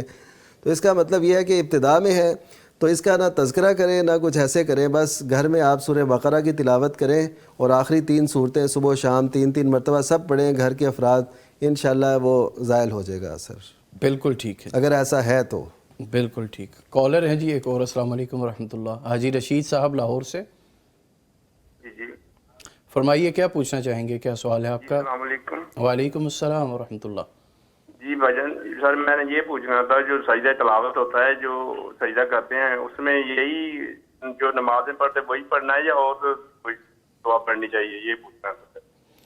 شکریہ حاجی صاحب. مفتی صاحب جی اس کے دو دعائیں آپ بھی ہمارے ساتھ جو دو دعائیں ثابت ہیں، ایک تو سجد وجہ للذی خلقہ وصورہ وشق سمعہ وبصرہ بحولہ فقوتہ فتبارک اللہ احسن الخالقین، اور ایک یہ دعا بھی ثابت ہے، اللہم اکتب لی بہا اجرا وزعنی بہا وزرا واجعلہا لی عندک ذخرا وتقبلہا منی کما تقبلت من عبدک داود. یہ دعا یہ بھی ثابت ہے، اور یہ اس سے زیادہ اتھینٹک ہے، وہ جو عام مشہور پڑھی جاتی ہے سجدہ وجہ. ٹھیک ہے. ایک اس کے بارے میں آپ صاحب وہ حدیث میں مفتی صاحب یہ بھی ہے نا کہ صحابی کہتے ہیں کہ میں نے درخت کو دیکھا کہ وہ سجدہ کر رہا تھا اور وہ یہ دعا پڑھ رہا تھا، اللہم اکتب لی بہا عندک اجرا، والی دعا. تو پھر اس کے بعد کہتے ہیں میں نے نبی پاک صلی اللہ علیہ وسلم کو دیکھا، آپ سجدہ تلاوت کر رہے تھے تو آپ بھی یہی دعا پڑھ رہے تھے. اللہ اکبر کبیرہ. بہت خوبصورت. کالر ہیں جی ایک اور. السلام علیکم ورحمۃ اللہ. عتیق الرحمان صاحب چیچا وطنی سے. السلام علیکم ورحمۃ اللہ. عتیق الرحمان صاحب. ہاں جی سر جی. جی فرمائیے کیا سوال ہے آپ کا، کیا رہنمائی چاہیے؟ میں کیا پوچھنا چاہ رہا تھا، میں نا دکان ہے ہماری، تو سر جی ہم نا قسطیں ادا کرتے ہیں تقریباً، جو نا لون والی ہے وہ ادا کرنی چاہیے یا نہیں کرنی چاہیے؟ ٹھیک ہے. یعنی لیا ہوا لون لون لیا ہوا ہے آپ نے؟ نہیں ہم پے کرتے ہیں جی، لون لیا ہوا جو اور لوگ لیتے ہیں نا جی، وہ لون لیا ہے لوگوں نے، تو ہم ادا کرتے ہیں قسطیں کشف بینک کی یا جائز کیش میں یا ایزی پیسے میں. اوکے. دکان کس چیز کی ہے؟ کریانے کی ہے. بس ٹھیک ہے، شکریہ کال کے لیے. جی محترم مفتی صاحب، کریانی کی دکان ہے، جائز کیش وغیرہ کا اچھا جائز کیش، ہاں ٹھیک ہے، وہ تو ٹھیک ہے، جائز کیش وغیرہ وہ منتقلی جو ہے اس میں تو کوئی حرج نہیں ہے. تو اگر وہ یہ ایڈوانس وغیرہ لے کے اور ایسے کرتے ہیں تو یہ درست نہیں ہوگا، کیونکہ ایڈوانس میں وہ شامل ہوتا ہے، سود شامل ہوتا ہے، تو وہ نہیں ہونا چاہیے. اس کے علاوہ جو منتقلی کے لیے ایسا کرتے ہیں، جو لوگوں کے وہ پے کرتے ہیں بل وغیرہ، تو ایسا کوئی اس میں تو کوئی حرج نہیں ہے. اصل میں میرا خیال مفتی صاحب وہ یہ بھی پوچھنا چاہتے ہیں نا کہ کچھ لوگ ایسی چیز کی قسطیں دے رہے ہوتے ہیں جو لوگ سود میں انوالو ہوتے ہیں، تو اب وہ جا رہی ہیں ان کے تھرو. نہیں، وہ عموماً سود لوگ اس کو سمجھ رہے ہوتے ہیں قسطوں کے کاروبار کو. ایسا نہیں، ان کا یہی میرا خیال ہے کہنے کا مقصد ہے جو مفتی صاحب نے بھی واضح کر دیا. کالر ہیں جی ایک اور. السلام علیکم ورحمۃ اللہ. عدیل صاحب وزیر آباد سے.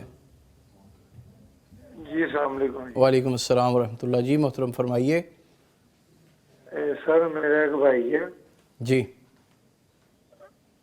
سر میرا ایک بھائی ہے، وہ خود سے اپنے آپ سے باتیں کرتا ہے اور کوئی تیسرا بندہ بولے اس کے خلاف ہو جاتا ہے. وہ اپنے آپ اس نے اپنا قبیلہ بنایا ہوا ہے نا، تو وہ اپنے آپ سے اکیلا باتیں کر رہا ہے. یہ تقریباً 3 سال سے ہو رہا ہے. بیمار ہیں کوئی، ان کو عارضہ تو نہیں مینٹلی یا کسی قسم کا؟ مینٹلی مسئلہ لگ رہا ہے جو سے نا، وہ اصل میں نا ایک گھر مرے گھر کے سامنے نا ایک حویلی تھی وہ خالی، اس کے اندر وہ بہت زیادہ آتا جاتا رہا ہے. ٹھیک ہے. دوسرا سوال یہ ہے سر، دوسرا سوال یہ ہے، ہیلو جی جی فرمائیے. دوسرا سوال میرا یہ ہے کہ یہاں ہمارے گھر میں شادی نہیں ہوتی، اگر ہو جائے تو لڑکی نہیں ٹکتی.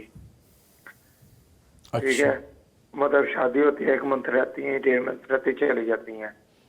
ٹھیک ہے، تو یہ ہے کہ اس کے متعلق بھی تھوڑا ہمیں بتا دیں. تو یہ بھی ہمارے لیے ٹینشن ہے. تیسری یہ ٹینشن ہے کہ گھر جس گھر میں ہم رہتے ہیں ہم اس کو سیل کرنے کی کوشش کرتے ہیں، یہ سیل ہونے کوئی نہ کوئی رکاوٹ سے نا اڑ جاتا ہے، مطلب سیل نہیں ہو پاتا.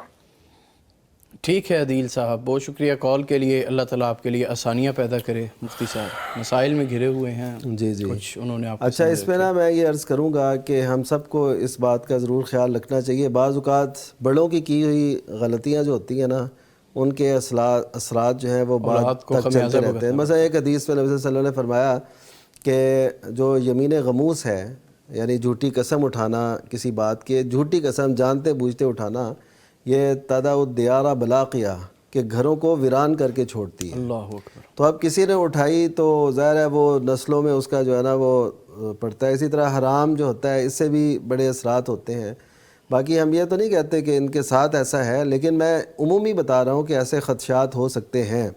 اچھا، تیسری جو بات ہے وہ یہ کہ جادو جنات ان کا کام ہے لوگوں کو تنگ کرنا اور ایسے ان کو خوف زدہ کرنا، تو یہ خوف زدہ نہ ہوں اور اللہ تعالیٰ سے دعا کریں برکت کی، رحمت کی، اور گھر کے اندر قرآن مجید کی تلاوت کا معمول بنائیں، یہ سب پاک صاف رہیں، اور اپنے گھر کی سیٹنگ ایک دفعہ پوری صفائی کر کے اس کو چینج کریں، اور یہ کلمات پڑھیں ضرور، اللہ اللہ ربی لا اشرک بہ شیئا، گھر کا ہر فرد یہ پڑھیں، انشاءاللہ ان کی پرابلم سالو ہو جائیں گی انشاءاللہ۔ السلام علیکم، کالر ہے جی ایک۔ السلام علیکم، مختار احمد صاحب لاہور سے، اپنے ٹی وی کا والیوم پلیز آف کیجیے گا۔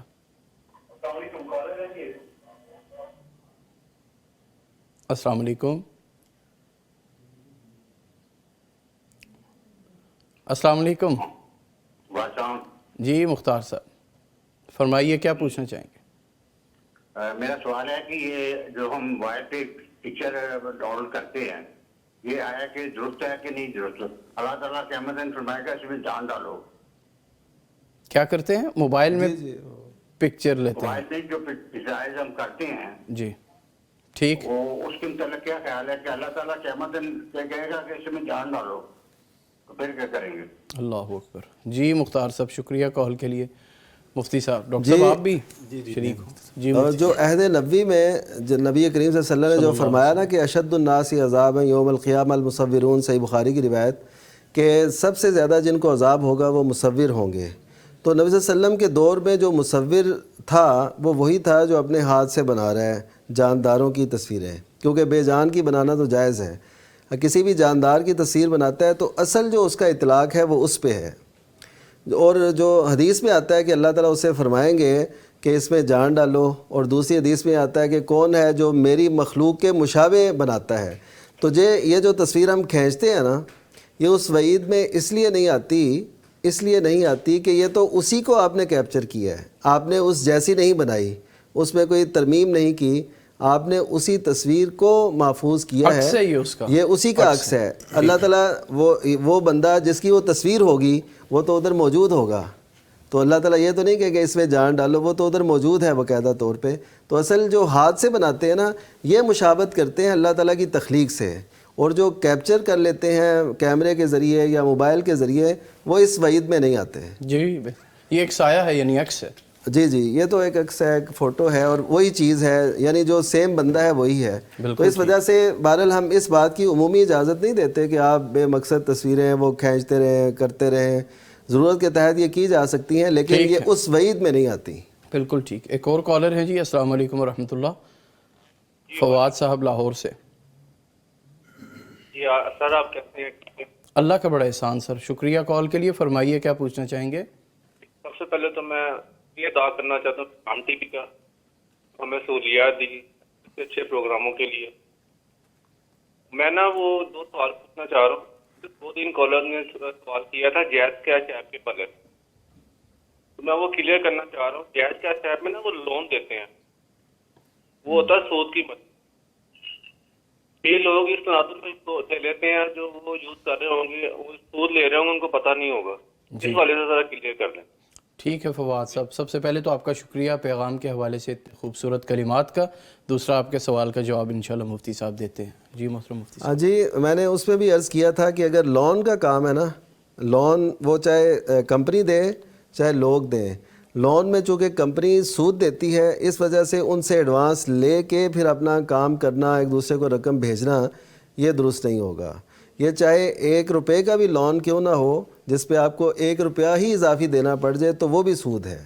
تو اس وجہ سے اس سے اپنا دامن بچانا ہے۔ اگر کوئی کاروبار میں ایسے کرتا ہے تو وہ ٹھیک نہیں ہے، وہ اپنے پیسے یا تو زیادہ جمع کرا کے رکھے کہ اس کو لون نہ لینا پڑے، اور وہ اپنے دکان کے جو معاملات ہیں وہ چلائے، پھر ٹھیک ہوگا۔ بالکل ٹھیک۔ فیصل صاحب، اللہ تعالیٰ نے ہماری بخشش کا سامان کیا، یہ شب قدر ہمیں عطا فرمائی، شکر کیسے ادا کریں؟ دیکھیں جی شکر ادا کرنے کے دو طریقے ہیں. ایک ہے انسان اپنی زبان سے شکر ادا کرے جی الحمدللہ، اور دوسرا یہ کہ اپنے عمل سے کرے. ٹھیک ہے. جو اللہ نے صحت دی ہے، تندرستی دی ہے، اس کا صحیح استعمال کریں. اللہ نے آپ کو عافیت دی ہے اور آپ عبادت کر سکتے ہیں تو عبادت کریں. جیسا کہ حدیث میں آتا ہے انسان کو ان چیزوں کو غنیمت سمجھنا چاہیے. اس سے پہلے کہ انسان بیمار پڑے اور وہ لاچار ہو جائے تو اپنی صحت میں ہی اپنی بندگی کرے، اللہ کا شکر ادا کرے. بالکل ٹھیک. تو اس اعتبار سے یہ دو چیزیں ہیں کہ ایک زبان سے ادا کرے، دوسرا اپنے عمل سے بھی. ٹھیک ہے. کالر ہیں جی ایک. السلام علیکم ورحمۃ اللہ. عامر شہزاد صاحب منڈی بہاؤالدین سے. وعلیکم السلام. جی سر یہ پوچھنا تھا کہ جو دو سجدوں کے درمیان دعا ہے وہ پڑھ سکتے ہیں؟ دو سجدوں کے درمیان کی دعا سجدے کے درمیان میں پڑھ سکتے ہیں؟ جی جی دو سجدوں کے درمیان میں جو دعا پڑھتے ہیں وہ کیا فرض نماز میں بھی پڑھ سکتے ہیں یا نفل عبادت میں صرف پڑھ سکتے ہیں بس؟ جی شکریہ عامر شہزاد صاحب کال کے لیے. ڈاکٹر صاحب فرمائیے گا. جی محترم افسر صاحب، اس میں دو دعائیں ہیں. ایک تو صحیح مسلم کے حوالے سے ہے جو بین السجدتین یعنی دو سجدوں کے درمیان پڑھنے کے حوالے سے، وہ رب اغفر لی رب اغفر لی ہے. تو یہ اتھینٹسٹی کے اعتبار سے زیادہ بہتر ہے، اس لیے اس کو پڑھنا چاہیے. دوسری جو دعا ہمارے ہاں مشہور ہے، اللہم اغفر لی ورحمنی وجبرنی ورفانی وہدنی وعافنی ورزقنی، اس میں ایک دو لفظوں کی ترمیم کے ساتھ بھی یہ روایات مروی ہیں. تو یہ حدیث دو طرح سے مروی ہے. ایک وہ ہے جس میں یہ واضح الفاظ ہیں کہ رسول اللہ صلی اللہ علیہ وسلم اس دعا کو بین السجدتین دو سجدوں کے درمیان میں پڑھتے تھے. وہ روایت تو سند کے اعتبار سے صحیح نہیں ہے، علامہ ناصر الدین البانی رحمہ اللہ نے اس کو ضعیف قرار دیا ہے. لیکن عمومی ایک روایت یہ ثابت ہے کہ رسول اللہ صلی اللہ علیہ وسلم اس دعا کو نماز میں پڑھا کرتے تھے. اس میں مقام کا تعین نہیں ہے کہ کس موقع پر پڑھتے تھے. تو جب موقع کا تعین نہیں ہے تو اس کا مطلب یہ ہے کہ نماز میں ثابت ہے تو کسی بھی موقع پر پڑھ لیں، اور جب کسی بھی موقع پر پڑھ سکتے ہیں تو دو سجدوں کے درمیان بھی پڑھ سکتے ہیں. بالکل ٹھیک. لہٰذا دونوں دعائیں ثابت ہیں. بین السجدتین وہ والی دعا بھی پڑھی جا سکتی ہے، اللہم اغفر لی ورحمنی وجبرنی والی، اور رب اغفر لی بھی پڑھی جا سکتی ہے، رب اغفر لی دو مرتبہ. لیکن سند کے اعتبار سے یہ رب اغفر لی والی زیادہ بہتر ہے، اس کو لازمی طور پر پڑھنا چاہیے. اور نفل میں بھی پڑھ سکتے ہیں اور فرض میں بھی پڑھ سکتے ہیں. بالکل. اور ایک اور حدیث میں یہ ہے کہ نبی صلی اللہ علیہ وسلم کا سجدہ اور سجدوں کے درمیان جو بیٹھنا ہے یہ ایک ہی جتنا ہوتا تھا. یہ تو صحیح سند سے صحیح بخاری کی روایت ہوتی ہے. تو اس کا مطلب ہے کہ وہ کچھ زیادہ پڑھتے تھے نا، تو وہ یہ دعا پھر اللہم اغفر لی ورحمنی یہ والی دعا. بالکل ٹھیک. ایک اور کالر ہیں جی. السلام علیکم ورحمۃ اللہ. محمد سلیم صاحب فیصل آباد سے. جی السلام علیکم. وعلیکم السلام. جی جناب فرمائیے کیا پوچھنا چاہیں گے؟ سر میں پوچھنا چاہ رہا تھا، کچھ حالات کافی خراب ہیں تو میں نا نیا کام کو شروع کرنا چاہتا ہوں، تو اس کے لیے مجھے بتائیں، وہ اچھے سے رہنمائی کریں کہ مجھے کیا کرنا چاہیے کہ ہمیں آسانی پیدا ہو. جی شکریہ محمد سلیم صاحب. چوہے صاحب آپ رہنمائی کریں ان کی. دیکھیں جی یہ تو خود اس بات کا جائزہ لیں کہ جس علاقے میں یہ کام شروع کرنا چاہتے ہیں وہ کس طرح کی مارکیٹ ہے، وہاں کس طرح کے وہاں کے حالات ہیں، اس بات کا جائزہ لے کے وہاں کام کریں. اور پھر کس کام کا ان کو تجربہ ہے، جس کام کا تجربہ ہے اسی کام کے اوپر اپنے آپ کو لگائیں. یہ عمومی طور پر انسان نا تجربہ کاری کی وجہ سے بھی نقصان اٹھاتا ہے اور ایک ایسی جگہ پر کام کرتا ہے جہاں اس کی مارکیٹ نہیں ہے. اس لیے یہ دو تین چیزیں ہیں جس کا سروے پہلے کر لیں، تحقیق کر لیں اور اپنے آپ کا بھی جائزہ لیں کہ وہ کون سا کام جانتا ہے اور اس کام کو کرے. اگر ایسا کر لے گا تو انشاءاللہ کامیاب ہو جائے گا. بالکل ٹھیک ہے. اور برکت کی دعا ربنا آتنا فی الدنیا حسنہ وفی الآخرۃ حسنہ، یعنی یہ دعائیں پڑھ کے عموماً یہ سوال آتا ہے نا جی کہ ہم کاروبار کرتے ہیں کوئی تو چلتا نہیں، ادھر پیغام ٹی وی کے پلیٹ فارم پہ بھی آتا ہے. میرا خیال ہے اس میں ایک یہ بھی فیکٹر ہے جو پروفیسر صاحب نے بیان کیا ہے کہ کچھ نا تجربہ کاری ہوتی ہے اور پھر اس کام کا نہیں پتہ ہوتا، مارکیٹ کا پتہ نہیں پتہ ہوتا. ہاں کچھ اللہ تعالیٰ کی تقسیم بھی ہوتی ہے نا کہ اس یبسط الرزق لمن یشاء ویقدر، کہ جس کے لیے چاہتا ہے کشادہ. اب ہو سکتا ہے کہ ان کے ان سالوں میں تنگی لکھی اور ادھر سے وہ اس سے کاروبار شروع کر دیا، تو اب وہ کہے گا پتہ نہیں میرے سے کیا غلطی ہوئی. حالانکہ وہ اللہ کی تقسیم ہوتی ہے. تو اس کو بھی ہمارے ذہن میں ہونا چاہیے تاکہ ہم پریشان نہ ہوں۔ اس میں ایک اور بات بھی میں اضافہ کروں، اصل میں بات یہ ہے کہ آپ اگر کوئی چیز لے کے بیچ رہے ہیں کوشش کریں کہ اس میں منافع کم سے کم رکھیں۔ بالکل ٹھیک۔ اور یعنی وہ چیز اگر آپ کم منافع سے بیچیں گے آپ کما زیادہ سکیں گے، زیادہ بک جائے گی وہ، لیکن بعض دفعہ لوگ منافع زیادہ رکھتے ہیں، وہ چیز مہنگی ہوتی ہے، کسٹمر ایک دفعہ ہی آتا ہے پھر۔ اور تیسری بات یہ کہ اس میں سروے کریں پہلے کہ کس معیار کی کوئی چیز جو لوگ زیادہ پسند کرتے ہیں۔ اگر آپ سروے کر لیں ایک دفعہ اور آپ کو پتہ چل جائے کہ لوگوں کی ڈیمانڈ کیا ہے، اس کے مطابق آپ اس کو کریں۔ حضرت عثمان رضی اللہ تعالیٰ عنہ کا جو طریقہ کار تھا نا کاروبار کا، وہ اصول بڑے زبردست ہیں، 5 اصول ہیں وہ۔ ان میں سے پہلا اصول تو ان کا یہ تھا کہ وہ کوئی بھی کاروبار اپنا کسی پر نہیں چھوڑتے تھے، اللہ اکبر، وہ خود ہر کام کی نگرانی کرتے تھے۔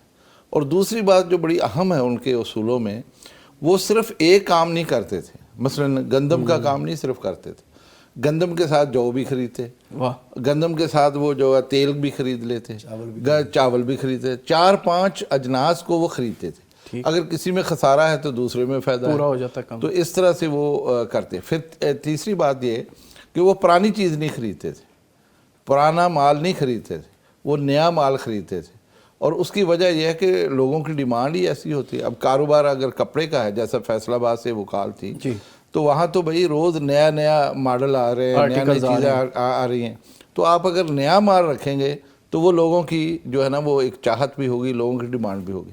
اگر آپ پرانا ڈیزائن لا کے رکھیں گے دکان پہ تو مارکیٹ میں تو نیا ملے گا، وہ کون لے گا وہ؟ اس لیے ان اصولوں کو سامنے رکھ کر وہ کاروبار کرے نا، سلیم بھائی جو ابھی فون کر رہے تھے، تو میرے خیال میں وہ بہت کامیاب ہو سکتے ہیں۔ بالکل ٹھیک ہے۔ ایک اور کالر ہے جی، السلام علیکم ورحمۃ اللہ۔ امتیاز احمد صاحب سندھ سے، السلام علیکم۔ وعلیکم السلام سر۔ جی محترم، فرمائیے کیا پوچھنا چاہیں گے؟ سر میرا سوال یہ ہے کہ میں جب نماز پڑھتا ہوں نا سر، میرے دل میں طرح طرح کے خیال آتے ہیں اور نماز میں بھول جاتا ہوں۔ میری ریکویسٹ ہے کہ پھر میں ایک سجدے میں ہوتا ہوں تو دوسرا رکوع میں بھول جاتا ہوں، تو ایسے پھر اس کا کیا کیا جائے سر؟ پھر نماز پڑھی جائے یا کیا ہے سر؟ جی شکریہ امتیاز صاحب۔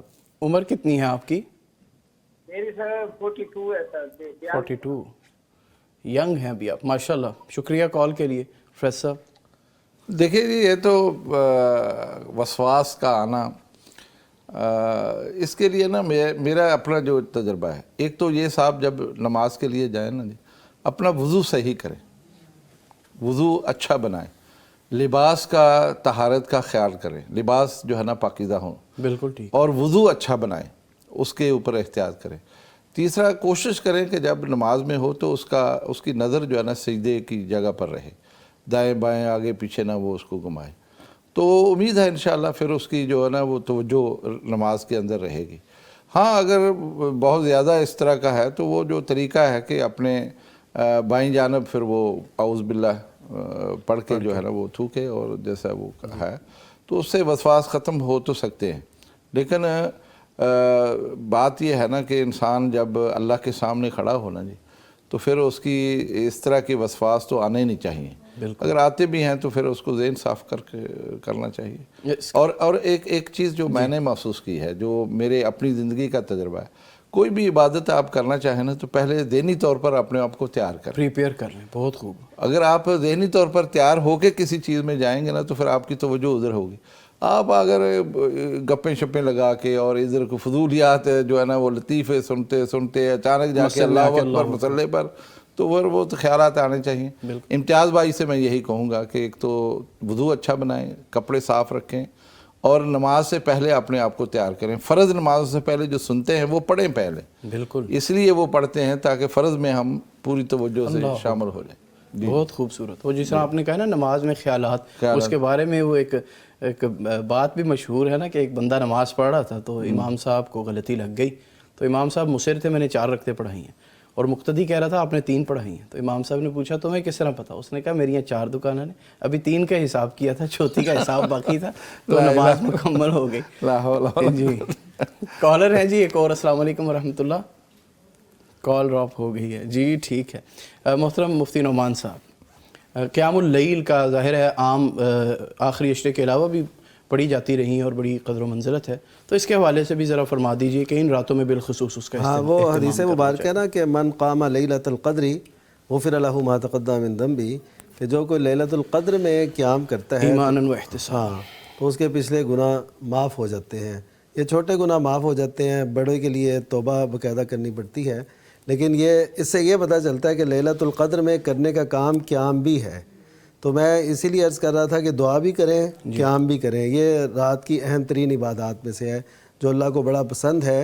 और ततजाफ़ा जुनूबुहुम अनिल मज़ाजी के यदून रब्बहुम खौफ़न व तमा, कि अल्लाह ताला को पुकारना भी हो उसमें और अल्लाह ताला के सामने खड़े भी हों, क्योंकि और सजदे में फिर अल्लाह ताला के सबसे ज़्यादा करीब होता है, तो उसमें अल्लाह ताला से दुआएं भी करें और जो मसनून दुआएं हैं, जो अरबी में दुआएं हैं, वो आप मांगें। इंशाअल्लाह ये बड़ा अच्छा एक तर्ज़ अमल है जो हमें अल्लाह के करीब करता है। बिल्कुल ठीक। कॉलर हैं जी एक और। अस्सलाम वालेकुम रहमतुल्लाह। अली अहमद अली साहब टेक्सला से। जी वालेकुम अस्सलाम रहमतुल्लाह।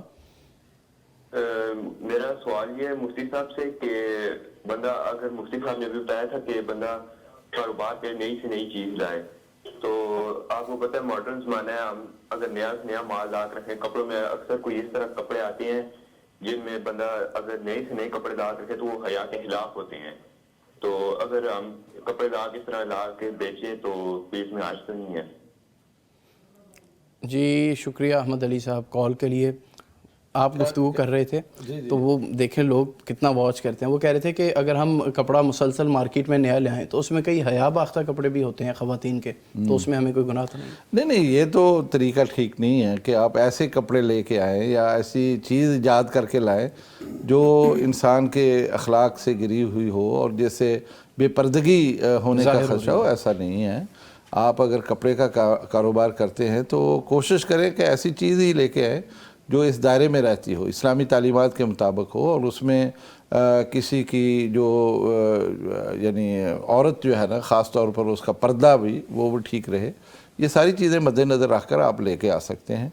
और मेरा ख़्याल है ऐसा कोई सूरत नहीं है मास वाइज के कोई डिज़ाइन ऐसा बना दिया जाए या कोई उसमें कपड़ा इतना बारीक लगा दिया जाए, तो वो तो ज़ाहिर है इंसान के इस्तेमाल की उसमें भी तो अब नीचे इनर और लाइनिंग लग जाती है। वो सब कुछ हो सकता है, वो हो सकता है। लेकिन बहरहाल अगर आप कारोबार ऐसा कर रहे हैं तो फिर उसमें इन चीज़ों को मद्देनज़र रखें। शरीयत के जो असूल हैं या ज़ाब्ते हैं उसको मद्देनज़र रखें। बिल्कुल। उसमें मुजरिम जो है ना ये सेल करने वाले नहीं होंगे, क्योंकि ज़ाहिर है घर में मसलन बीवी है, उसने घर में पहनना है तो अपने खामद के सामने बेशक जिस तरह का मर्जी लिबास पहने, बाहर जब निकलना है तो उसका फ़र्ज़ है ना कि वो अबाया पहने, पर्दे से आए, वो तंग लिबास चुस्त लिबास ना पहने या बारीक लिबास ना पहने।